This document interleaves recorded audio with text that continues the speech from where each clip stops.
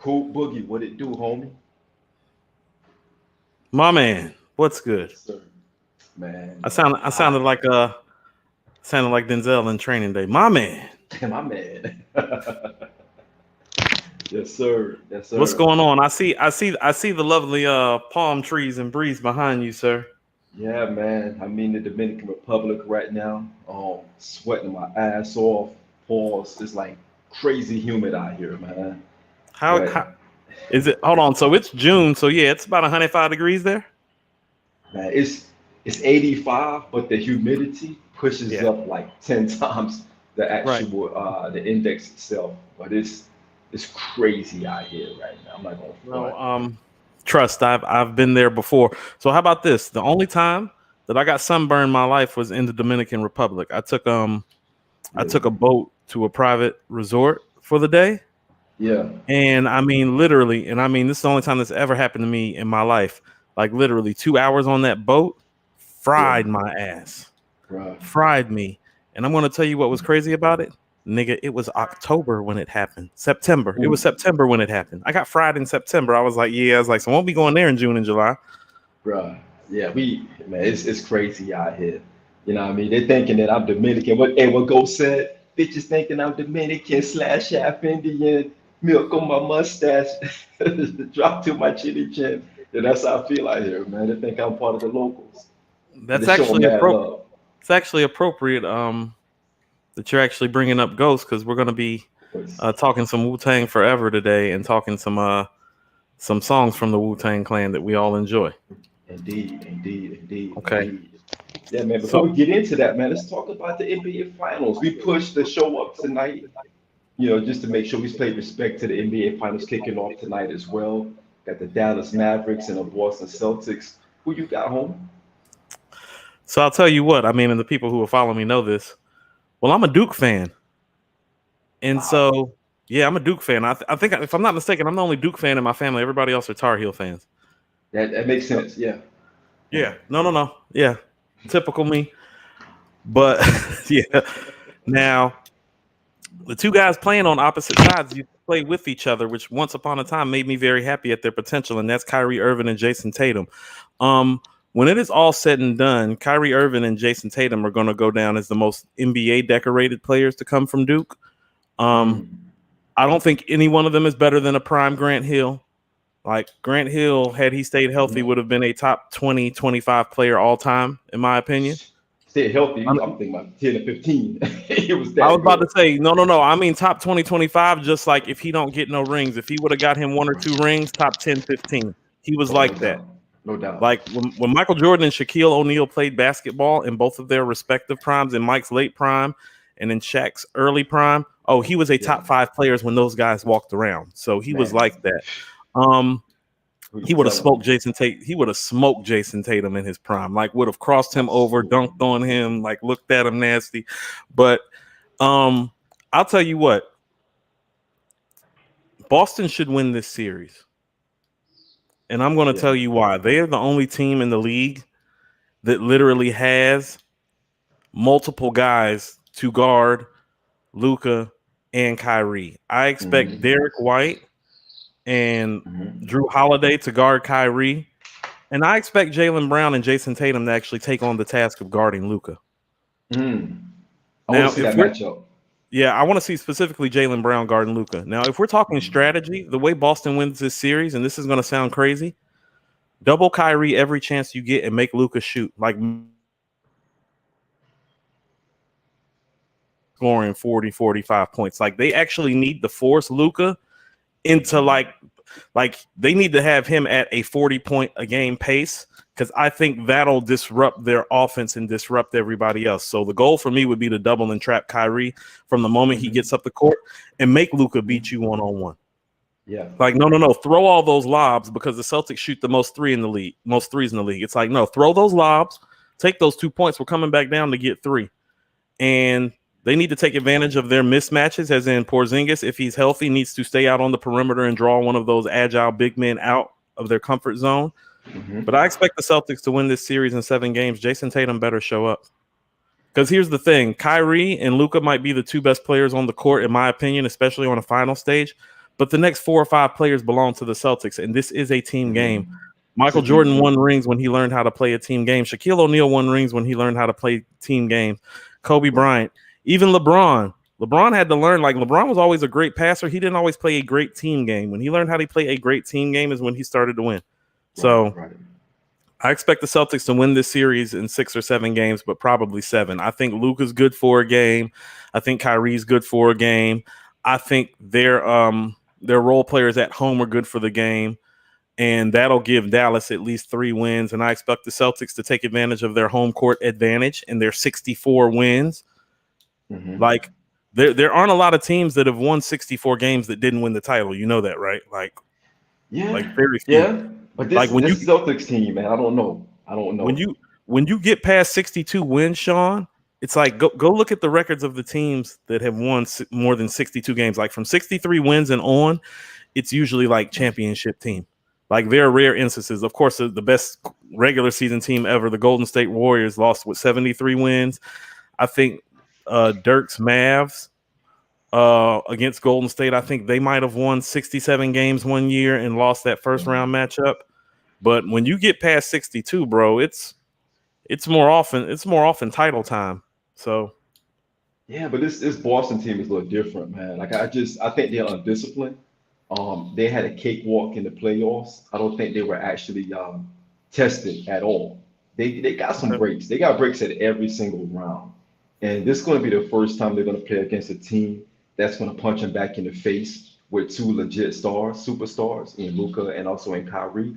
Kyrie's playing phenomenal basketball. He's going to be thirsty, to actually get back at Boston. The only thing I can see with him and Boston is that he's going to be too overzealous to play against them. And that could play in Boston's favor because he could be overly emotional. He can be overshooting himself because he's going to be so focused on getting back at Boston for how they treated him. So I'm looking forward to see what that's going to look like for him being back in the Garden after these last couple of years that he's been away from the Garden and how he ended in the Garden. And Luka's a beast. I wasn't a big Luka fan a couple of years ago, but Luka is an animal, man. This guy is just he's changing in front of us, bro. I go front. Like, I don't want to see him win. I don't want to see Kyrie win. I don't want to see the Dallas Mavs win. I don't even want to see Boston win. I don't like Boston. I don't like no one in Boston. I don't like the Red Sox. I don't like the Boston Celtics. I don't like nothing Boston. But at home, Queens get the money. Queens get the money. But I do support Jason Tatum. I think Tatum needs this. Matter of fact, who do you think needs this the most, Boston or Mavs? Who do you think the pressure is on the most? Jason Tatum's played in 6 conference finals, and this is his 2nd NBA finals. Yes. Like, I know Kyrie's been here before, but none of these guys have been here before. And if you actually look at Luka's age, which is 25, and Kyrie's age, which is 32, I don't think it's unreasonable to say that they have a legitimate shot to like get here two more times, maybe. Like with this team, if they can keep this team together, they have a legit shot with the way that they are designed, to do this. If they do lose this series, I would expect them to maybe get rid of a couple of these pieces and go get a 3rd consistent scorer. Yeah, blow it up.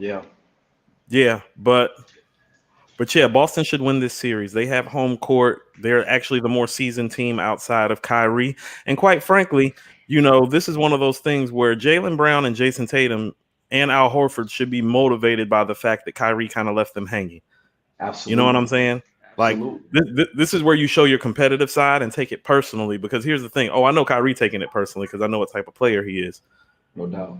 So that's what my expectation is. I expect Boston to win this series in 7 games, but they're going to have to double Kyrie. Like, I'm serious about that. Like, no, double Kyrie and make Luka go MJ on you. Because, like, if the rest of the team, like, if they get into the flow of their offense and the lobs start happening and Kyrie and Luka are working with the 3, you got to shake something up. And so I would attack Kyrie and like literally trap him at half court because he's only 6'2". Get Derek White and Drew Holiday to literally close in on him. Maybe play some zone or some box in one. You know what I'm saying? Like switch shit up for them. They're not a great 3-point shooting team. Make this team shoot threes. Outside of Kyrie and Luka, when he gets streaky, this team doesn't hit a lot of threes. So it's like make one of them give the ball up, make the other one shoot. You always make the person like Luka's the best player, but Kyrie's the best shooter. You always get the hands out of the best shooter in a game like this, especially when that guy has proven that he can hit a finals winning shot, not a game winning shot in the finals, Oh yeah, a he's finals clutch. winning shot.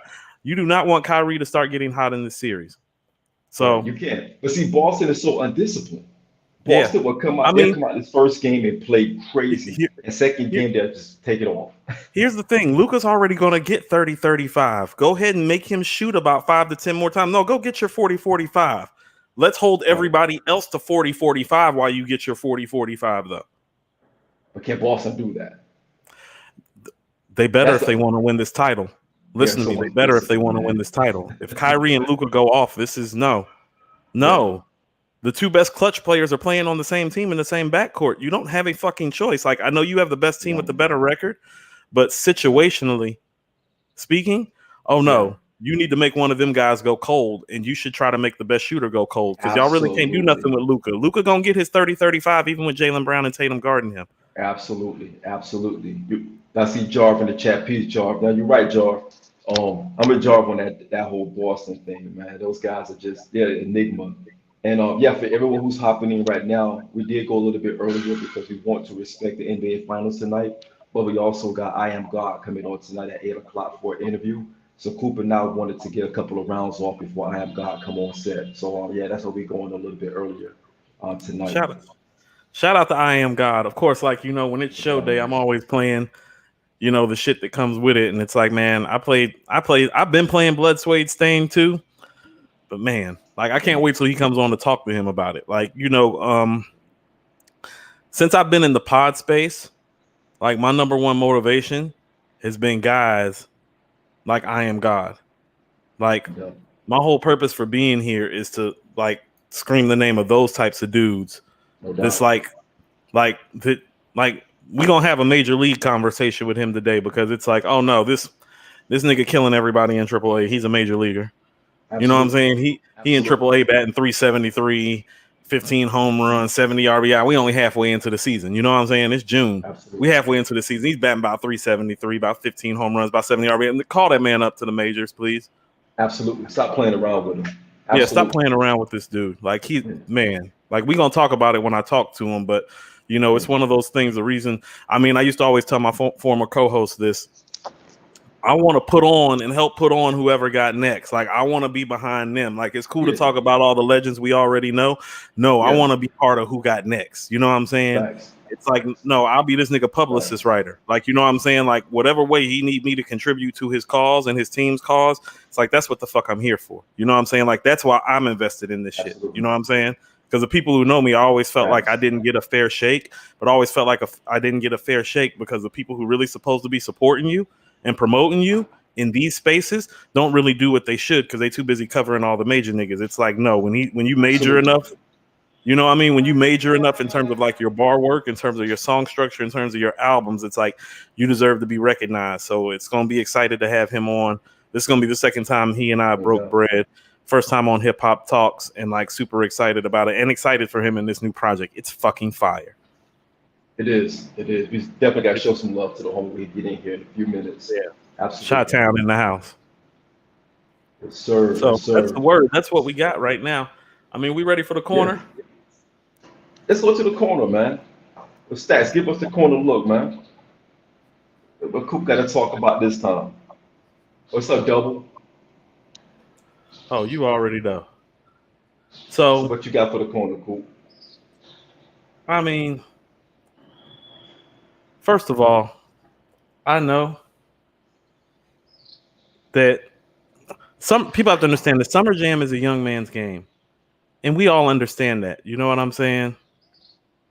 But I have a big problem with Method Man and Redman getting booed. Like, I just do, Sean. Like, there is something about it. Like, there is literally something about it that don't sit right with me. It's like, we had this conversation last week, Sean. People don't know their history. And so, like, I've been on Kendrick fans' head. I was on the OG's head. But now I'm on these punk-ass kids, Sean. Punk-ass kids. Like, y'all in New York? Y'all booing Method Man and Redman? Like, Method Man is the biggest star from the best group that ever came out of New York. It's crazy. He is the author of one of the 10 best rap songs of all time, in my opinion. I'll Be There For You, the Razor Sharp mix. And he's on the hook to what I think might be a top 5 hip hop song all time in Cream. He's on 2 of the 10 best rap records of all time, in my opinion. Facts. How can you boo this man? Do you know who the fuck Redman is? Okay, in a climate where you arguably had the greatest era of legendary MCs, you understand that it's like, okay, like let's say your top 4 from the 90s is Big, Pac, Jay, and Nas. You know Redman is the closest person that has an argument to probably hold that 5th spot. Like if we're doing a starting lineup of 1990s MCs, you know what I'm saying? Like we got 4 slots filled. He's the 5th slot. Like he's the power forward on your top 5 90s team. He's got 2, maybe 3 classic albums in the 90s, 4 dope projects, the Meth and Red album, the El Nino album, guest appearances on countless people's stuff. And y'all are booing Redman and Method Man? Y'all are booing a top 5 MC from maybe the top era ever? Or an arguable top 5 MC from that era? I personally would pick Scarface. But what I'm saying is Redman is one of those people that it's like, oh no, he's in contention for that 5th, 6th spot. Okay? Yep. So booing somebody like that is just letting me know you don't know your history. Like, if you do not know your history, then some things will be doomed to repeat themselves. And it's like, so now we're living in a time where it's like, I don't know, like what is it that the New York crowd, I mean, Sean, you're from Queens, like for real, tell me, what is it that the New York crowd wants from Meth and Red? Like that's like, and we're going to talk about their album, that's like booing Daz and Corrupt in Long Beach in LA. That's like booing Andre and Big Boy down here. What the fuck are you doing? Happen. And then it made me afraid. It's like, are y'all gonna boo Ray and Ghost next? Because then I'm out. Yeah, like I'm out. Yeah, like tell me what's going on. Has drill taken over New York? Like I thought the drill thing like was cool, but it's like, do you love drill so much that it's like you don't respect your elders? You should get off their lawn, punk ass kids. Get off my lawn, you punk ass kids. Stop walking your dog on my grass. George is a shoot at Will State. Get off my lawn. Shoot at Will State. You come on my grass. I don't know what they doing up top. You come on my grass like that. Pop, pop, pop. I just need to make sure your back not turned so I can beat the charge. Yo, man. Ridiculous. No, it's ridiculous. It's embarrassing. It's embarrassing. Like it's a poor representation for what's supposed to be the Mecca. Like this is supposed to be the Mecca. I don't blame the people, Cool. I don't blame the kids in the audience. Straight up. I blame Summer Jam because of the lineup that they have out there and also where they position Meth and Red. You don't put Meth and Red on the stage, you have Sexy Red either behind them or around them or whatever. The booking was horrible by Summer Jam. That's showing Summer Jam has no wherewithal about what's going on with the culture, what's going on with hip hop. Because you have Method Man and Redman, who are 2 legacy artists and 2 legends within their own right. They're in their home state for the most part, and they're getting booed by a crowd that doesn't know them. This is a crowd that's around maybe from their 18 to 28-year-old group. So they came to see Sexy Red. They came to see whoever else was lined up there. They didn't come to see Method Man because they don't want to do the knowledge. They don't want to do the history. They don't care about the history that we do. The beautiful thing about us is that we grew up in the golden eras of hip hop from the 80s to the 90s to the early 2000s. So we know what it feels like, Paul. That's like booing Cool G Rap and Big Daddy Kane in 1999. It's like, what are you doing? Bro, if they were up there, they would have done that same thing to Cool G Rap. They wouldn't even know who Cool G Rap was, straight up. No, I'm saying like that's what I mean. That would be like that would be our generation booing Cool G Rap and Kane in 99. Like that would not happen. Cool, we had OGs. Think about this. We had OGs. My uncles were breakdancers in New York. Breakdancers, graffiti. They taught me to respect the elders. They put me on Pope Baptist teachers when I was like 8 years old. Didn't even understand, the numbers or anything like that. So they put me on that. We don't have the OG. The OGs right now, what the OGs are doing out here now, they're wearing tight jeans. No disrespect to no one, but the OGs are wearing tight jeans and goofy looking stuff, trying to blend in with the kids. You know what I'm Man, saying? I got an OG talking about they got the Riz. My 12-year-old daughter be talking about some Riz. And you got an OG guy my age, a little bit older than me, saying, "Yo, I got Riz." Like, what are you talking about? And what do man. you mean? This what we're dealing with right now, bro. Sean, I mean this. Man, fuck these kids. Yo, OG's making TikTok. Dead ass. OG's out And here you want to making know whose fault TikTok. it is? Sean, you want to know whose fault it is? This is what I mean about when I was talking about the OGs last week. Yeah, This is your fault. You've been spending so yeah, much time trying to yeah. assimilate and look cool when you're supposed to be doing shit like this. You're Right. supposed to be wearing your super dad shirt and Yes, teaching these yes. niggas. Supposed to be teaching these Teaching niggas, them, trying to look teaching them. cool. Kiss my ass. The fuck are Right, we talking right. about? It's like I've But already that's spent. what we're I've, in. I've already spent like hundreds of thousands of dollars on dumb shit. Like not like it's dumb, but it's like no, you don't have Right. sneakers, clothes. Like I get that. Like we all want to be fresh. Like Sean, both you and I are fly guys. Like Yeah, off this pod, and it's like there's nothing wrong with no being doubt, fly. But you spending so no much time doubt. assimilating, you're not teaching these kids. Man, fuck these Not kids. teaching the youth, man. Not teaching the youth. And the crazy thing, cool, our culture and our genre of music, we're the only ones that do this. Rolling Stones would never go through this. You know what I mean? Dolly Parton. I saw Dolly Parton in Nashville last year. It was Every bonkers. It was bonkers when bonkers, she. but kids, 15-year-old to 30-year-old to 40-year-old, showing love, So showing love and respect and honor. so look, more proof positive of that on my 40th birthday, I went home to Charlotte, North Carolina. The weekend that I went home, the Rolling Stones performed. You know what the talk of the town was? Like the entire town? Mick Jagger showed up to a local bar after the show, like just in a jean jacket and Exactly. jeans. It was literally the talk of the entire city. It made the fucking Yeah. newspaper. Make them move. Exactly. It's Exactly. like it was like literally like it's like yes, and the heavens descended upon us, and Mick Jagger popped up Yes. at the fucking bar after the show. People Yep. wouldn't shut up. It almost ruined my whole 40th birthday because everybody in town was talking about Mick so damn much. Yeah. Absolutely. Absolutely. And cool, we got a super chat from CJ the Kid. It says CJ the Kid with the $5 says blessings guys, just got here, but 3 Letterman had a good idea. Do one day for young artists and a second day for the OGs. Thoughts on that idea? What you say, Sean? You know what? I'm not opposed to that because again, if we're in this space, if we're saying we're in this space, right? It's it's on us to show love across board because we should be able to bridge the gap between the young and the old and those in between. So I'm not opposed to it because again, I got a 12-year-old daughter. I want to understand what she's consuming musically because we come from music family. She loves music as I do. You know what I mean? I can't. She loves Nas. Nas is her favorite rapper of all time, of course. You know what I mean? She also, on the other side of that, she also has love for other younger artists that I may not be in tune with. So that's something that Coop and I talked about before behind the scenes about Yeah. being able to be more connected, not just to an age group, but more so to the genre and not just the hip hop. We have a wide range pools of music expertise when it comes to just everything that we trying to figure out a balance on how to project that as well because we know what the audience looking for as well.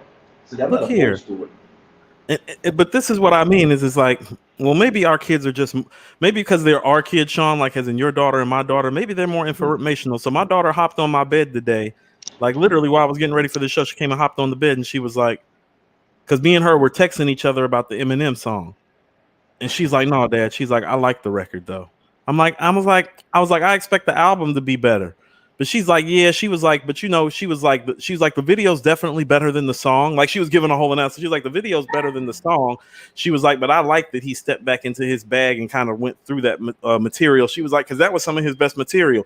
I didn't even know she had heard his early material, but she's Mm, my kid, so it's like she's yeah, grown up with me like yeah, listening to the music and stuff, and she has her own ears, but she was giving me a breakdown of why she thought the song was dope. And so I understand that, you know what I mean, our opinions aren't always going to be the same as a No younger doubt. generation. No But doubt. I mean, Eminem came out like 10 years before my daughter was even born, and she knows who he is and knows enough Exactly. about the culture to actually do a breakdown about him, not just boo his ass. Yeah.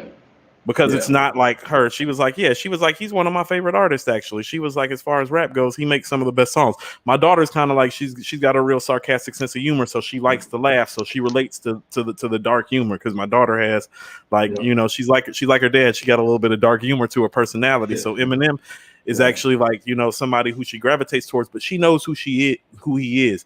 She doesn't disrespect him. Like, she understands that he's a legend in this game. And so Right. this is just egregious. It's like literally one of the worst things I've seen in a while, because I don't care how old this culture gets. We should never be okay with booing our legends. Method Man and Redman are legends. They are walking rap gods. They are both iconic separately and iconic together. Yeah. But It's ridiculous. so I want. I don't want to start this rabbit hole, man, because I do. I see. I think Dartmouth. I think he has a solid point because think about this, cool. We grew up on a certain style of hip hop, and we we position that as the golden era of hip hop because we were there in live time when Infamous came out, when Into the 36 came out, when Illmatic, it was written, when all of these legendary albums came out. So we got spoiled in a period where music was at a high clip, and it taught us what lyricism should look like, regardless. I, Right. we're in an age where that doesn't matter anymore. It's more about what makes you feel, what makes you bop. Because although we didn't live the life that a lot of rappers talked about back then, we didn't get in a car and shoot the place up and get back in the car and hide the burner. We didn't do all those things. But now the kids are listening to a different type of music that moves them differently. You know what I mean? So they're far removed from what we grew up on to the point where they're looking at us like, oh, those are the old heads. They don't understand what Drake is saying on this joint or what Sexy Red is saying on this joint or what have you. Do you think that's one of the reasons why the Meth and Red thing just didn't go the way it should have gone? Because we think it should have been treated fair. But do you still think that's part of it? So I think a big part of it is that New York radio and media isn't doing a good job of upholding their legends. Like, because here's the reality of the matter. Facts. This generation should be more acquainted with Method Man and Redman's catalog, and they're not. And that's because, quite frankly, people aren't playing I'll Be That. Um, they're not playing Bring the Pain. They're not playing Tonight's the Night. They're not playing How High. They're not playing the Rockweiler. They're not playing these records like they should. Like, Right. we're gonna talk about this later when we do the Wu-Tang shit. Like, no, like, they randomly, you should hear shit like shadowboxing get played on New York radio. Right. Like, Right. that's history. That's No legendary doubt. stuff. It's like, no, you should be hearing that. Ice Cream should be getting played with Meth on the hook. Cream should be getting played. So you should be doing these things, you know? And so this is what I mean. It's not like, I'm starting to realize our generational problem. It's not only these punk ass kids don't know any better, it's that the OGs didn't do their job. But fuck these punk ass kids. Yo, man. Yo, AG, what up, man? You left me out here with Coop's corner, man. He's going on the kids. It's like every week I got to go put somebody in check. Yo, Hey, was it Wu-Tang is for the children, but tonight we not for the children, right? Man, yo. fuck these kids. We need to Coop. Here's what I want to do. I want to, yo. No, somebody need to treat these kids the way they treated Meth and Red. Nigga, fuck you. How about that? Damn. What we need to do is bring in Hope they rob not, your ass not a, on the train going home. yo, yo, man, check it. We need to bring in one of our younger audience members on the show and just have them debate us about this. Have them tell us why why we tripping. Let them explain to us why we tripping. Let them go at you, Coop, and see what happens. Let's see what's going on. Because yeah, Coop is cooking the kid. Yo, hashtag that tonight on Twitter. Coop cooking the kids. Hashtag that tonight on Twitter. Like, think about this. Like, I mean, see, when you're saying that, Sean, though, but it's like, I know You Got Soul used to get played on the radio in New York. Yes. You know what I'm saying? Yes. Like, Love's Gonna Get You by KRS-One used to get played. Yes. Children's Story by Slick Rick is a intelligent cautionary tale and one of the greatest rap stories ever. Cool. And so the media and the radio up there does have something to do with that. But it's like, they do. It's about crazy. it's payola now, because you think about the Summer Jam lineup. They're not catering to the legacy anymore. They're catering to the algorithm right now. The algorithm tells them Sexy Red should be your headliner at Summer Jam. Do y'all remember 2001 Summer Jam? I do, because I was at Summer Jam 2001 when Jay went on stage and said, "Ask Nas, he don't want it at home." No. I was in the audience like, whoa, whoa, we about to fight Brooklyn in the audience because it was that crazy. There's nothing wrong with Sexy Red headlining the act, but what I'm saying is if the radio up there played Whatever Man, there's a lot wrong with that, yeah. Like if they were playing Whatever Man and Tonight's the Night and Time for Some Action, like they should, yeah, wouldn't be a problem. Yeah. And now we got these punk ass kids running around because we didn't do it, man. Oh man, yo, I can't do this. Yo, AG, did you say fuck the kids too? Like I want to know. I don't know where we're going with this. I mean, in simple, terms, I just don't think that Meth and Red should have been on the same bill. You know what I mean? Because once I saw the rest of the lineup, I was like, whoever booked that, like Cameron said when he was on CNN, like who was in charge of booking this? You know what I'm saying? Like, so I think this whole fiasco should have been avoided. You know what I mean? By I think if they had the wherewithal to schedule, either all the youngins together or maybe do another day with the legacy acts or whatever. I mean, we do need to bridge the gap some, but Meth and Red stuck out on that lineup like a sore thumb. Like, I mean, they shouldn't have did that. Like, how did they even get announced? Like I got the message. I didn't even watch the clip. It's like, how did they get announced? Like, did they get announced? Hip hop legends and icons, Method Man and Redman, are about to hit the stage. You feel me? They didn't get any of that. They just said, ladies and gentlemen, Meth and Red, and they came out that doom, like when they did the dance, I was like, yo, this is about to be nasty. When they came out there, it was like they probably felt like they had to do that for real. I just realized that I'm saying fuck these kids wearing a Super Dad shirt. They got I'm sorry, bro. Like, I'm sorry. Like when they came out there and did, I don't want to see Meth and Red do that dance, bro. When they came out there and they like did the train dance or whatever, like doom. I'm like, oh no, don't do that, man. Just be cool. The kids are gonna look at that and think it's cool. I'm gonna be honest with you. So I'm just trying to play devil's advocate to cool. To me, it didn't matter what they did, man. It was, it was going to be a bad situation regardless. L Books, you're right. Coop is a mess. We need the hashtag Coop is a mess. No, they're a mess. Like imagine doing this shit if like the real Wu-Tang Clan would have showed up. It's like no. We got CJ Kid with another $5 super chat. He says, I know it's not the same, but when it comes time for artists to freestyle on the radio, Tonight's the Night is one of the main beats they freestyle to. No, like I get that, but do you understand that it's something deeper than a beat that you freestyle to? Do you understand that's one of Redman's classic singles?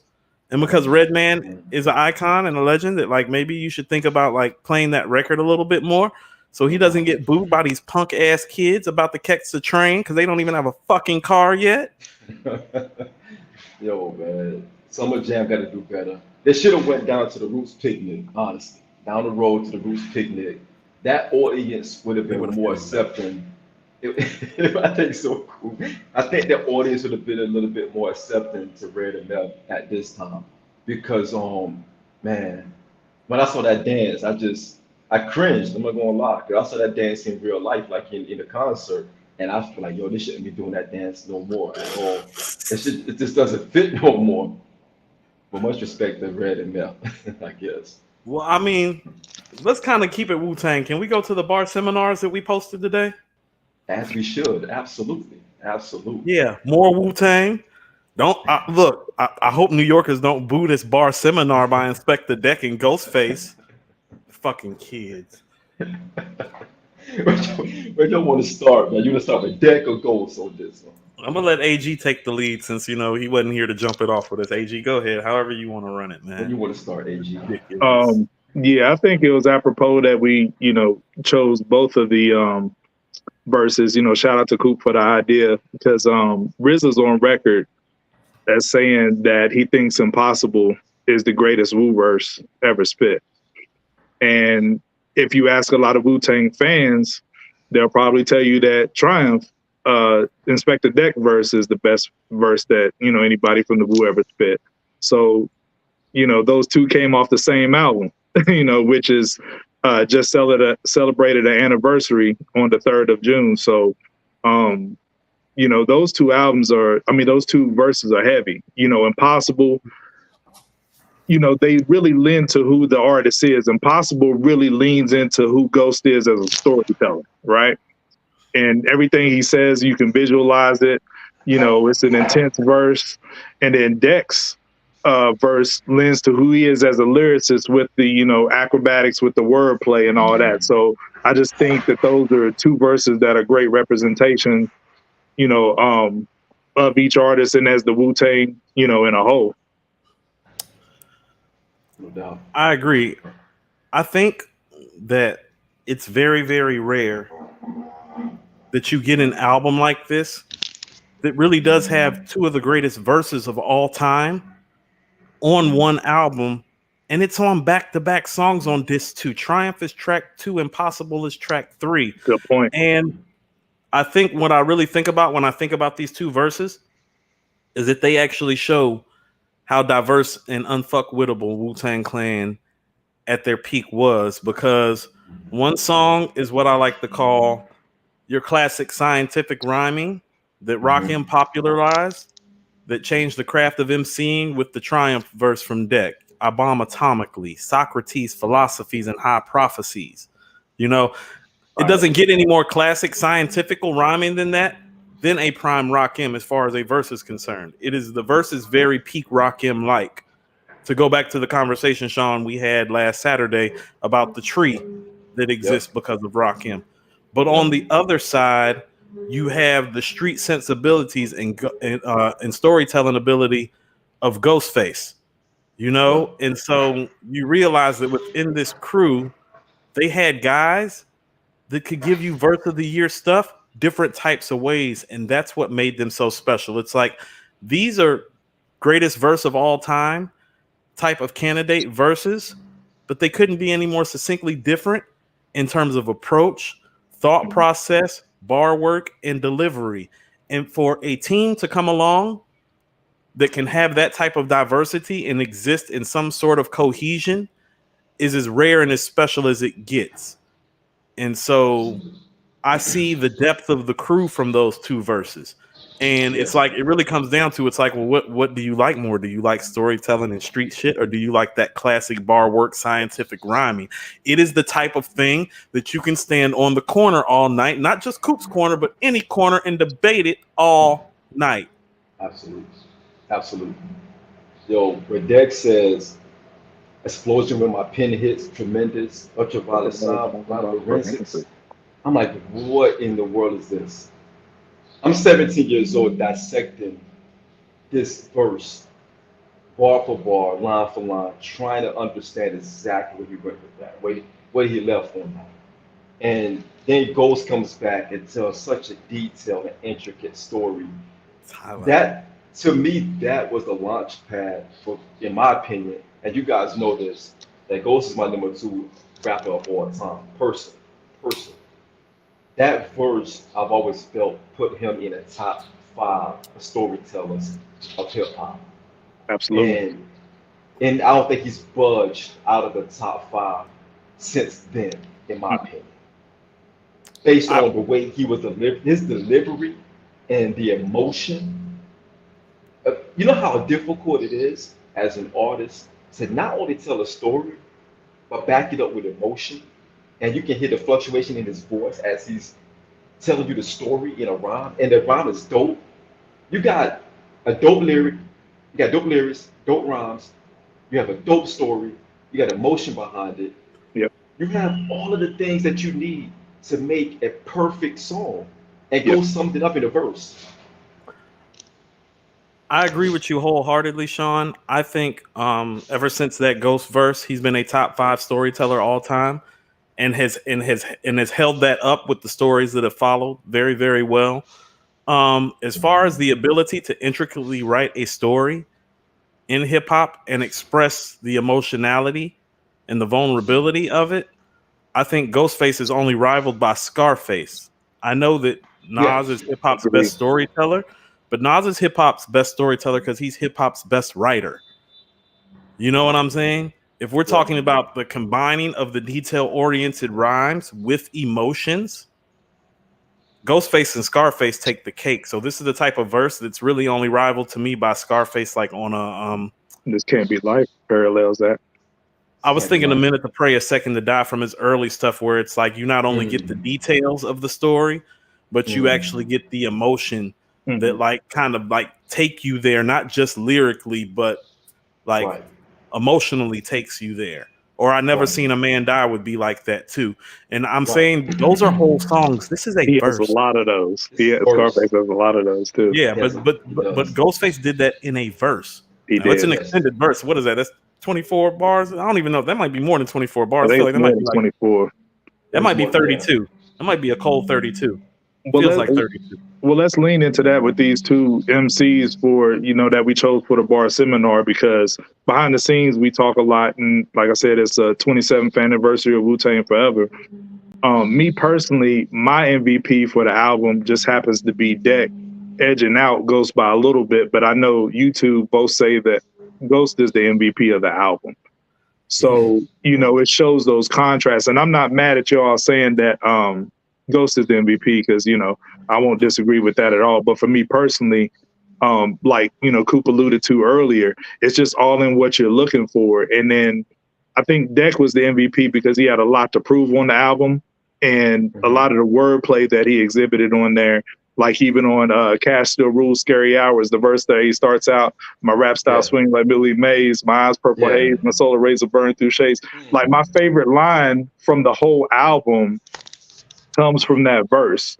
He says, the crowd seducer, black your third eye before I lose you. Verbal high leaves stars in the eyes of Eyes of Medusa. Medusa. Yeah. When I first heard that line, my mind was blown. I said, yo, that's one of the coldest bars I've ever heard. Like, because you can't look at Medusa. He said, I'm leaving stars in her eyes. Like, that was Yeah. insane to me. You know what I mean? But Who's coming leaving off the her? fact Yeah. that he didn't have a solo album, I think he came into that project feeling like he had a lot to prove.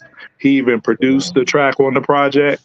And, for that, he was my MVP. But in contrast to that, what do y'all got on Ghost? I mean, Ghost said separate the English from the Dutch. You know I was what thinking mean? I was thinking when he said we like Dorothy Hamill on ice, we might You might circle. You might, and then you got to do the circle. Y'all got to say do the circle joint. You might, you know what I mean? Yeah. Right. So that's Like when he said Ghost, that, man. It's Ghost's like think about presence. It's his like presence. but no, it's also his thought process. Who's gonna use riding on? Like, think about this. He's talking about circling the block on niggas. He's using a white female figure skater to talk about Yes. circling the block on Yeah. niggas. Yes. Who's Yes. thinking like this in '97? I love it. Ghost. I love it. I love But it. but here's why Ghost is the MVP to me. Like Adriel, I think Deck is the best lyricist on Wu-Tang Forever. Mhm. But I think Ghost is the best MC because Ghost has the older God verse. He's got the impossible verse. He has the back and forth with Ray on the MGM. He's got the last verse on Bells of War, which might be my pick for my favorite Oh my song goodness. on either one of the entire projects. You know what I'm saying? I So believe it's like that's one of my Ghost just has too much. And also, in my opinion, he's the one that bought Triumph back because I'm not the biggest Triumph fan like everybody else. I feel like there is a little bit of a lull in the middle after Deck and Meth's verse, and I feel like Ghost bought that song back to life with his energy. So there's like so many great MC performances that he has on Wu-Tang Forever in terms of the versatility. It's like, oh, you want me to go back and forth with Ray and tell a story about us at the MGM? Bet. You want me to close out Bells of War, which might be the best track on the album? Bet. You want me to tell a heartfelt story? Bet. You want me to build with my 5% brothers, Ray and Jizz on older guys? I got you. What you need? I got you. What you need? The versatility is crazy, but I'm gonna tell you this, Coop. The full disclosure, I'm not saying it's the best, but Triumph might be my favorite hip hop song of all time. It might be. Everybody, I think. Let's get to the super chats real quick because I want us to. I like what we're going with. Y'all know I love this conversation right here. Hold on, let me get to the super chats. I think that's CJ the Kid. Yeah, CJ the Kid again. He said, "Coop, I'm 32 from Newark. Trust me, you don't have to tell me twice. Fun fact: I personally like. I can't wait more than tonight's the night. I can see that. Yeah, I can see that. It might be a better record. Yeah, no doubt. But what I'm saying is Red got plenty of joints. You know what I'm saying? Like, should randomly be playing a Superman Lover joint. What the fuck are we doing out here? Oh yeah, he got shit for days. Yo, but that shit for days. Do what you feel with Method Man. Oh yeah. Yo, what are we doing? Here's what I would say about Meth role in Wu-Tang Forever. Meth was still the star. Absolutely. His delivery was still on some cocky, I'm Meth shit. Even when he started out on Triumph on his verse, because again, he's following behind Dex verse, and that's not an easy follow. You can't just be anybody and follow behind that verse the way Meth. Yes, he saved the song. He saved the song, in my opinion. Cool. Dex verse. Yeah, no, Meth saved the song because Dex verse is so good, in my opinion. If Meth doesn't do it again, it's like no, cut that. No, cut that. It could be a dip. It could be a strong dip. But the fact that he has so much Meth charisma on Wu-Tang Forever, to me, was the key factor. Because he was the jack of all trades. He was the jack of all, and you needed him for that because you didn't need him to be Lyrical Miracle. You had Dex for that. You needed Jizza to take a step back because Jizza wasn't on a lot of them joints on that. That's my main complaint about the album, if I have one. But you needed Jizza. You needed everybody else to get their shit off at that time. Yeah. Okay, so here's the thing. Deck has replaced Jizza as the best lyricist. Yes. Because Jizza's the best lyricist on Enter the Wu-Tang. Yes. Yes. Deck's the best lyricist on Forever. And I feel you on Jizza because I'm a big Jizza fan. I swear by Liquid Swords. But for me, what Wu-Tang Forever is missing is Old Dirty Bastard. Yes. Because Old Dirty Bastard is the X factor in taking Enter the Wu-Tang over the top, in my opinion. Shame on a nigga. The verse on chess boxing. Right. He literally shouted out the whole first 3-4 songs of his album, of his debut album, on the verse on Protect Your Neck. Old Dirty Bastard, for me, is the separator on Enter the Wu-Tang. Yes. Because he actually gave Meth a rival in star power and versatile ability.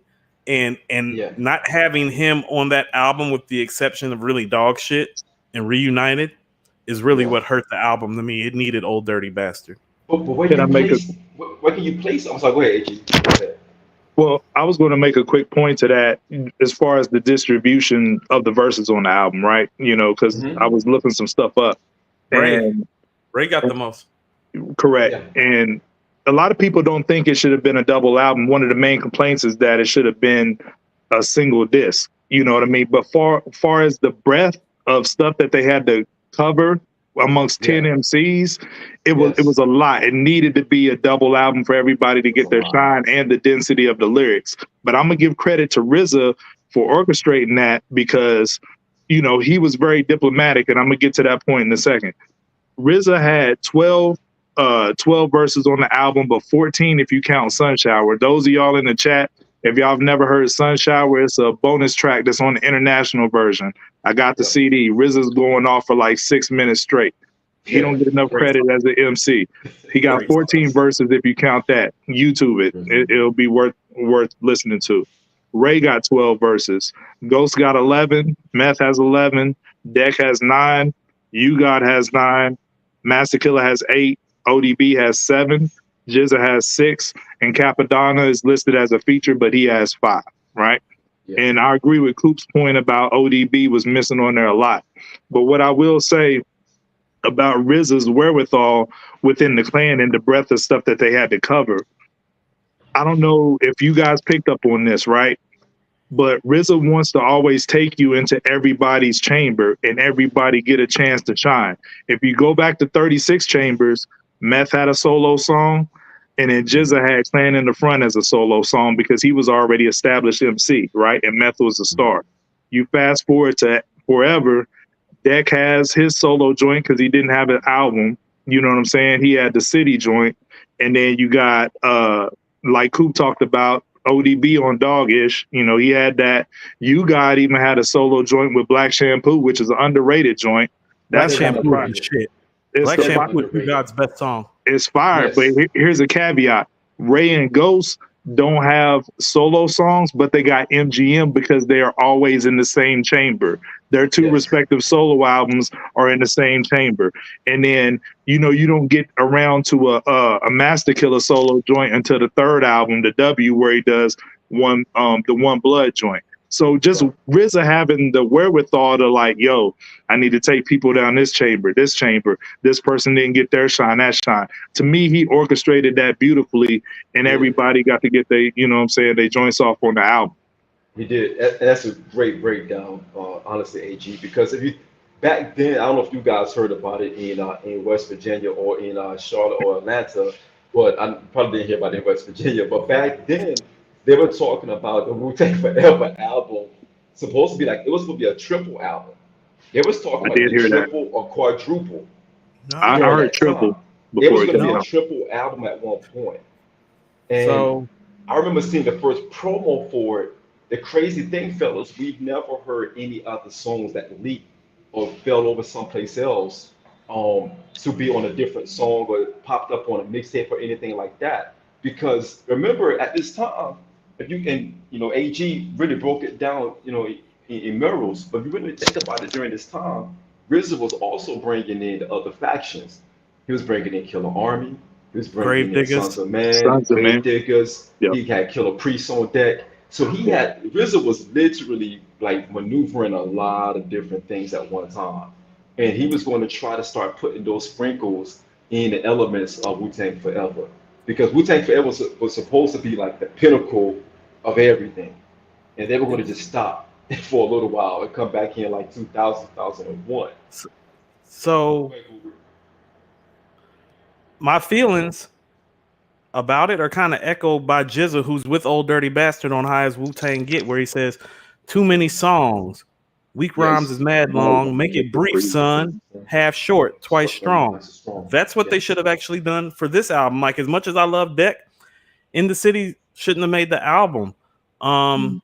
Visions, in my opinion, outside of Method Man's verse, shouldn't have made the album. Like, there's shit on there that's just like, do you understand who you are?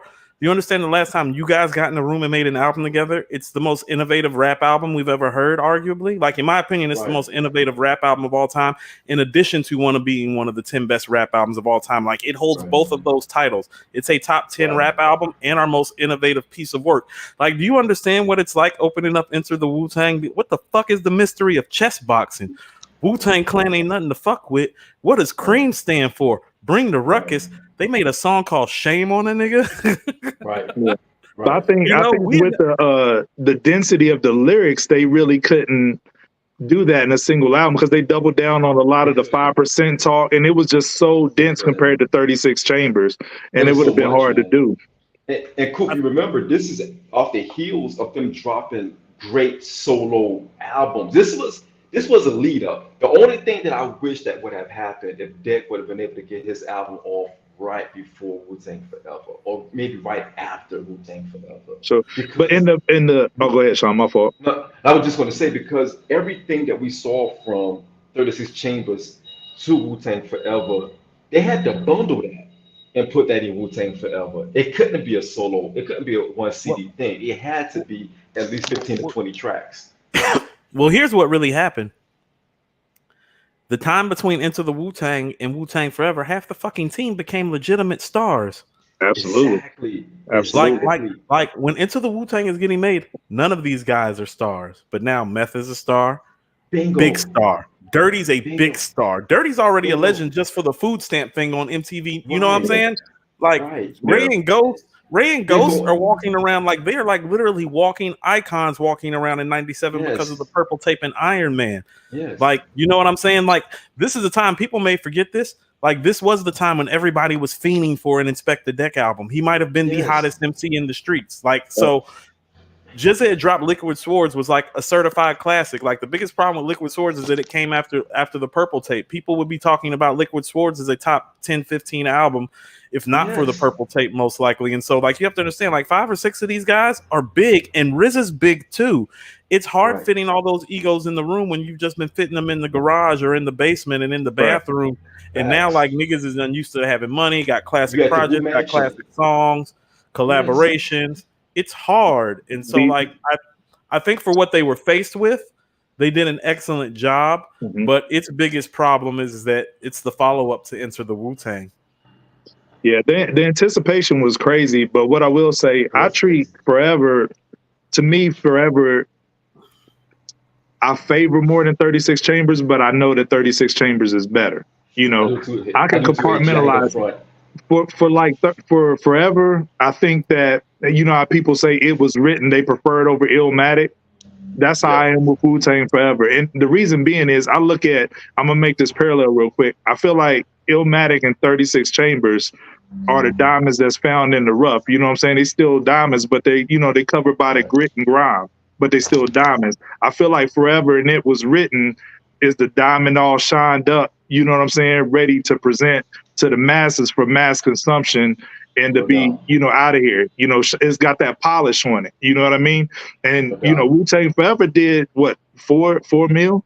It did quadruple platinum, right? Something like that. Yeah.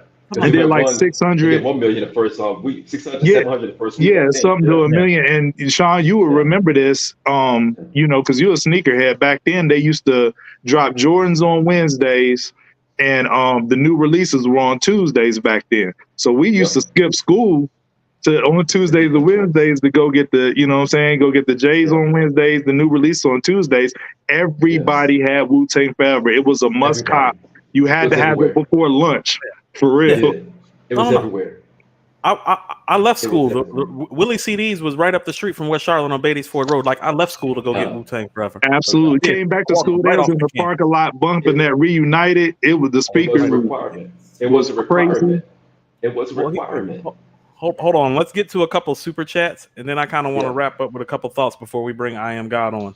CJ the Kid again with the $5 holla says, would you say Kappa replaced Old Dirty on Forever but didn't fill the shoes properly?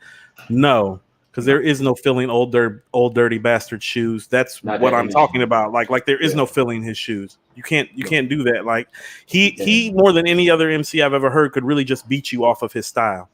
Absolutely. Like he could beat you on style alone. CJ Kid, one more time. If you guys had to sequence a Disc 1 Forever album with the same number of tracks as 36, which tracks would you choose to be on the single disc? CJ Kid, we don't have time to cover all that today. That's a good question. That's actually something that we can actually get back. No. I've actually done this before. So it's like I would love to sequence like Wu-Tang Forever for 13 tracks. Because here's the thing. I think if you make Wu-Tang Forever 13 tracks, I do think you have something comparable to Enter the Wu-Tang. But real quick, AG, like to your rebuttal, I know that they're more polished on Forever. And they're more evolved as MCs. But Enter the Wu-Tang is one of those few rap albums where damn near every song on there, like we know the album is classic and it plays like a classic, but most of the songs on there are classic. Absolutely. Like let's go to something like Clan in the Front. Clan in the Front is stellar. That might be the 6th or 7th best song on that album at best. Like you were sitting on an all-time great rap album. Like these songs are classic. Chess Boxing is a classic. Cream is a classic. Method Man, Protect Your Neck, Can It All Be So Simple, Seventh Chamber, Bring the Ruckus. Like think about it. Bring the Ruckus and Clan in the Front aren't even like top 5, 6, 7 songs on this album. That album is got too much classic materials, and very few albums have that many classic songs to go with their classic status.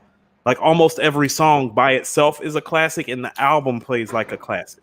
And so that's what I would tell you the difference is like Wu-Tang Forever has a lot of classic stuff, but it doesn't hit at the clip. You know, it's like target practice, nigga. It's like, how many times did you hit the mark? It's like, well, we got 13 songs. We hit the mark about 10 times. Every time. It's like, well, nigga, you hit the bullseye 10 out of 13 times. Whereas on Wu-Tang Forever, it's like, oh, you hit the bullseye like 13 out of 27 times.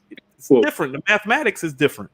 Well, real quick before we get IAM in here, I will say to that just real quick a thought. I think it's the impact of it that, you know, why I hold it so high.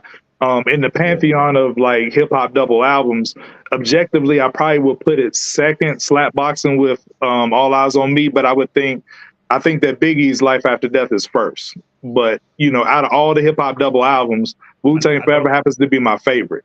But objectively, Biggie's is the best. But I would push back on that too and tell you that there are more classic songs on disc 1 of All Eyes on Me than on the entire Wu-Tang Forever. Well, it's this too that kind of throws off All Eyes on Me for me. But the thing, and real quick before we move on, the reason why I hold Wu-Tang Forever so high because it's the pinnacle, right? To me, it's like a coronation, you know, because Rizza had the 5-year plan that started in '92. Said, yo, let me drive this bus, and for 5 years, I'm gonna take y'all to #1, which he achieved that, you know, with the album. But after that, everybody's career, for the most part, went downhill. And I look at it as like being a high school graduation or a coronation where somebody's mapping your life out for you, you know, like your parents. And then after that, you have to go find your own way, whether it be with a career, college, or what have you. And sometimes people always don't make it. You know what I mean? So I think Wu-Tang Forever was that, like that graduation ceremony, that grandiose thing that happened. And then afterwards, when everybody went their own way, it didn't quite look the same after that. So, you know, that was the pinnacle for me. So let me contextualize how I feel about it, since I actually have a daughter that's approaching her senior year and has a wonderful GPA. My son is too. So look, so you'll understand this, AG.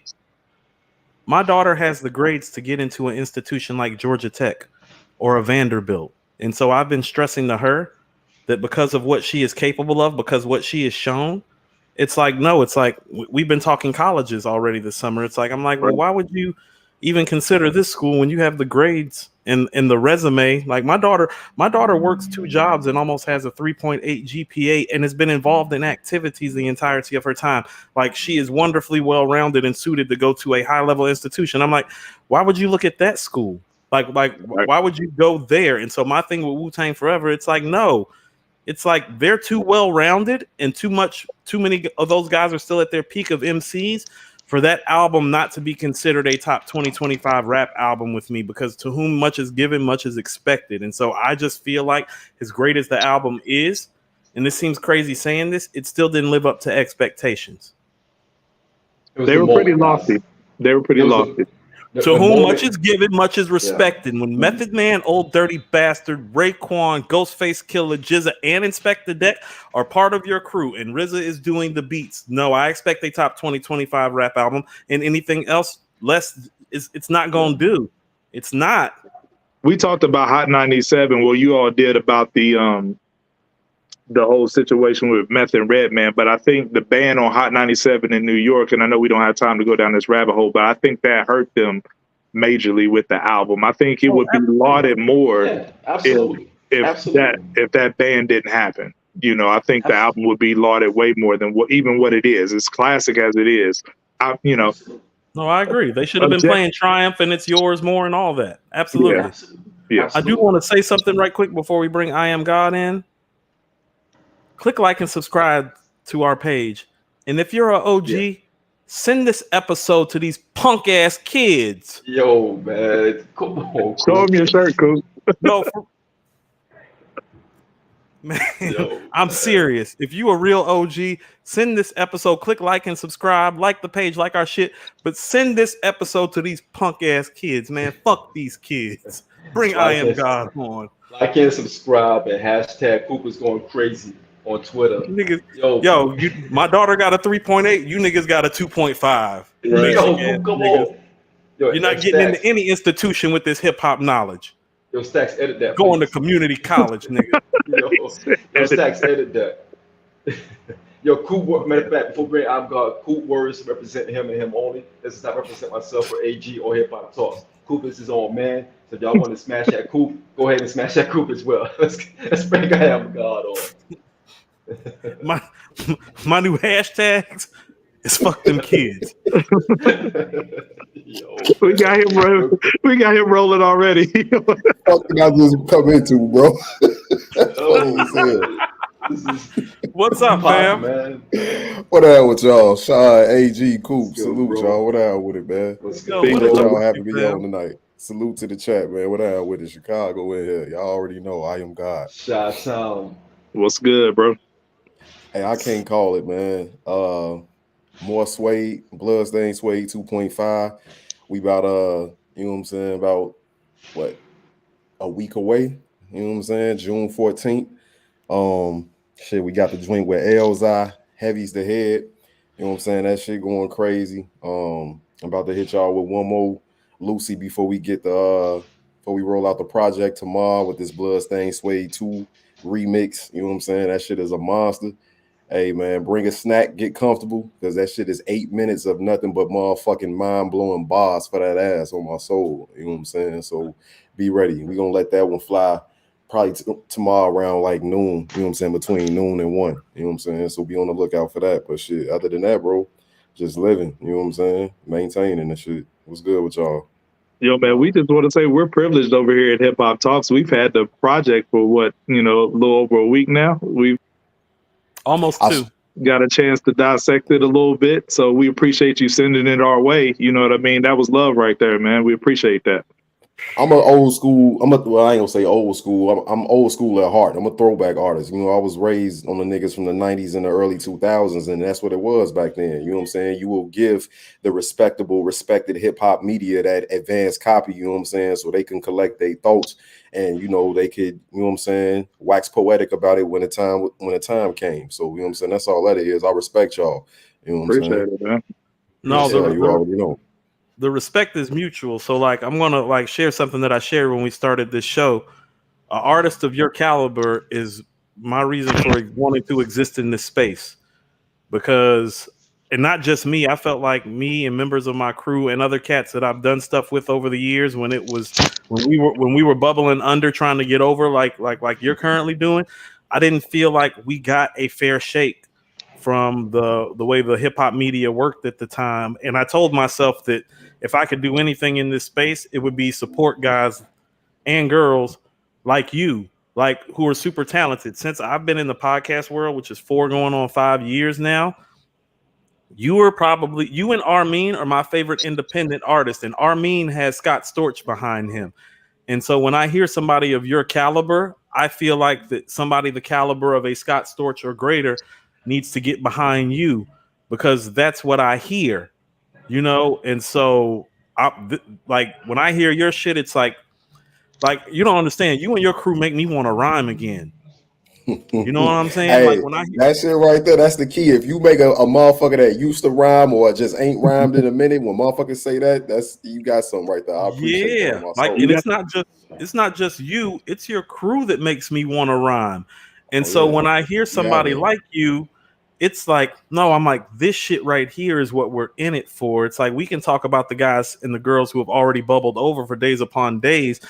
Whoever got now, I want to be a part of whoever got next. And I feel like you're one of those people who have next. Absolutely. And so can you tell the people where the title Just Blood Suede Stain come from? Like, can you just give people the breakdown of what that means and what that represents for you?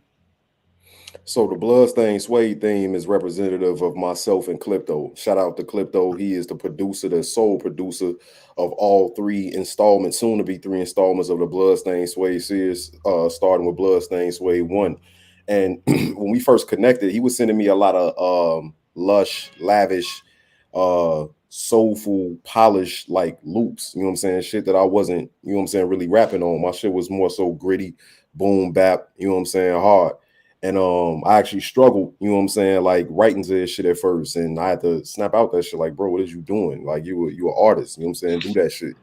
And, you know, so Klypto represents the suede, you know what I'm saying? The smoothness, the lavishness. And with my aggressive style, my tonality, my content, I represent that blood stain. You know, I was sitting in the crib thinking about like, damn, like what dope ass phrase or word could I come with to represent something dirty and grimy, but still something polished and lavish and smooth, you know what I'm saying? And suede came to mind over here and blood came to mind over here. So I was like, oh, bloodstained suede. It should just click. You know what I'm saying? So here we are. More suede, bloodstained suede 2.5. Yo, that's fire, because that was actually one of my questions, bro. I was going to ask you about Klypto's production, how it was so soulful, if you was involved in any of the, you know, picking out of the samples, or if he just, you know, chopped up and looped the soul and then sent it to you, you know, because, you know, you're from the Shy, so it wasn't any type of drill, and, you know, it wasn't, this project's not heavy on the boom bap side of things. It's really soulful on every track. So how involved were you in the process with, you know, some of those samples? The only thing that I gave any input on was the remix, the Bloodstained Suede 2 remix. I told him, like, bro, I don't want motherfuckers to rap to the same exact beat. You know what I'm saying? Like I want the same beat, but like find like a different loop, you know what I'm saying, or something like that to use, because like, you know, again, I'm a throwback artist. So when motherfuckers did the remix, they did the remix. You know what I'm saying? So it was dope. I don't want to put out no remix where it's like, you could have kept that shit. Like the first one way better than that. You know what I'm saying? Like if I'm gonna do a remix, especially to a joint, in my opinion, as raw as the title track of Bloodstained Suede 2, that shit had to be hard. You know what I'm saying? So to answer the question, I ain't had no input on none of the beats other than the Bloodstained Suede 2 beat. But Klypto is a monster, bro. He a dog. Like, you know what I'm saying? Like he a motherfucker that need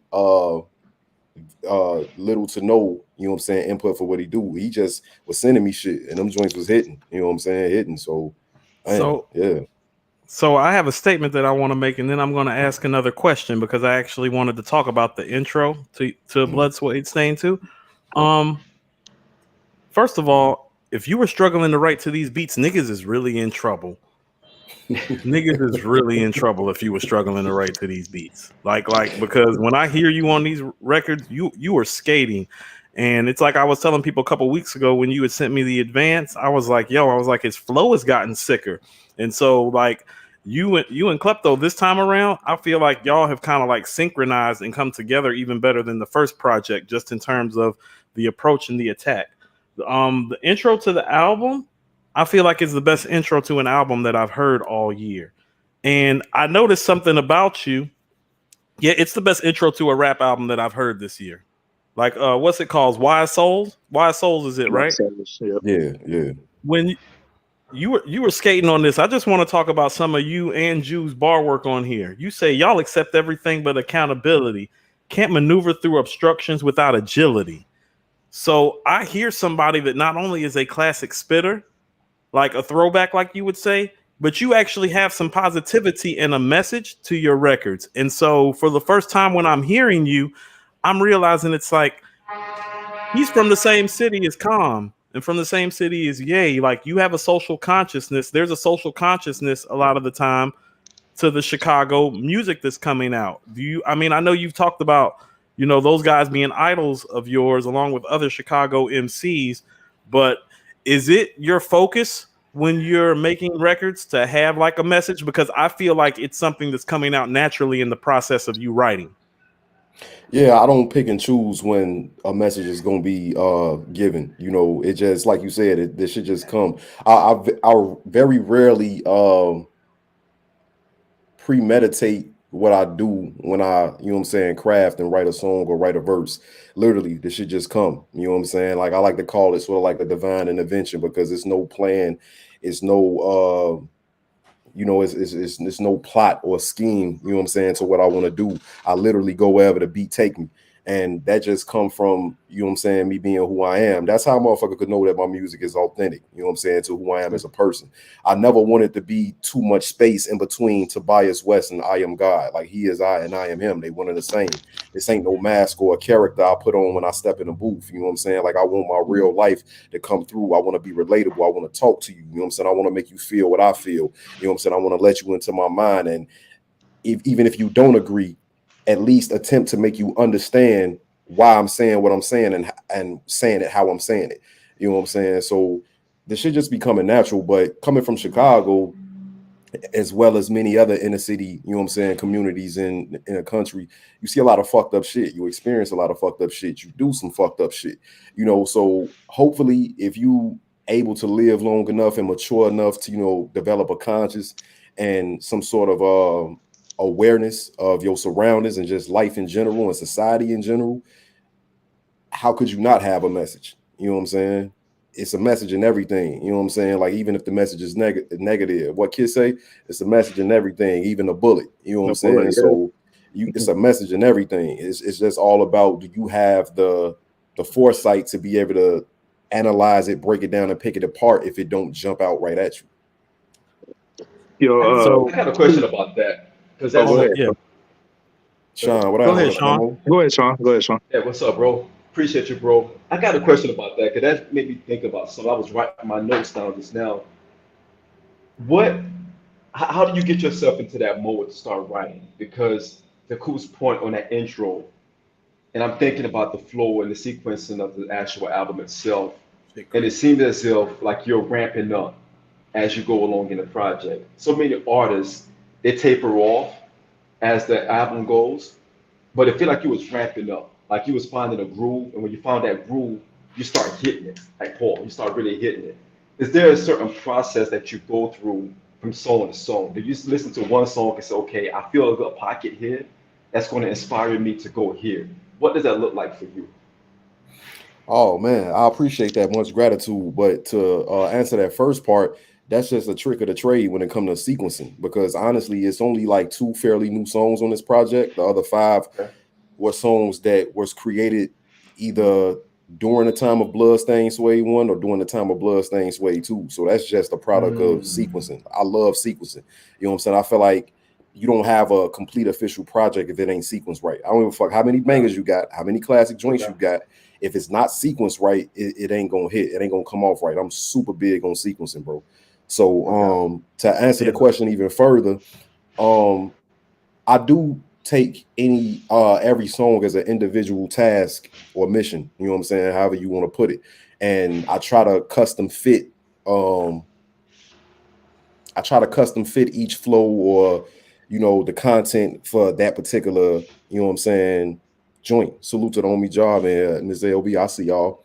But it's just, yeah, like that should just come natural. And I'm not trying to make it sound like it's easy. It is easy, but at the same time, like I struggle too. You know what I'm saying? Like I don't get to write all the time. I don't want to write all the time. I need to live. I need to experience shit. You know what I'm saying? And plus, I got a lot of other shit going on outside of music. So it's kind of like sometimes I'm rusty and I got to knock the rust off, and I might start something, don't like it, and I won't write again for like a month or 2. You know what I'm saying? But when that energy, that spurt of energy hit, and it started flowing and my mind is moving, I know, it's time to put the pen in the pad or the finger to screen. You know what I'm saying? So that's the best way I could explain it, bro.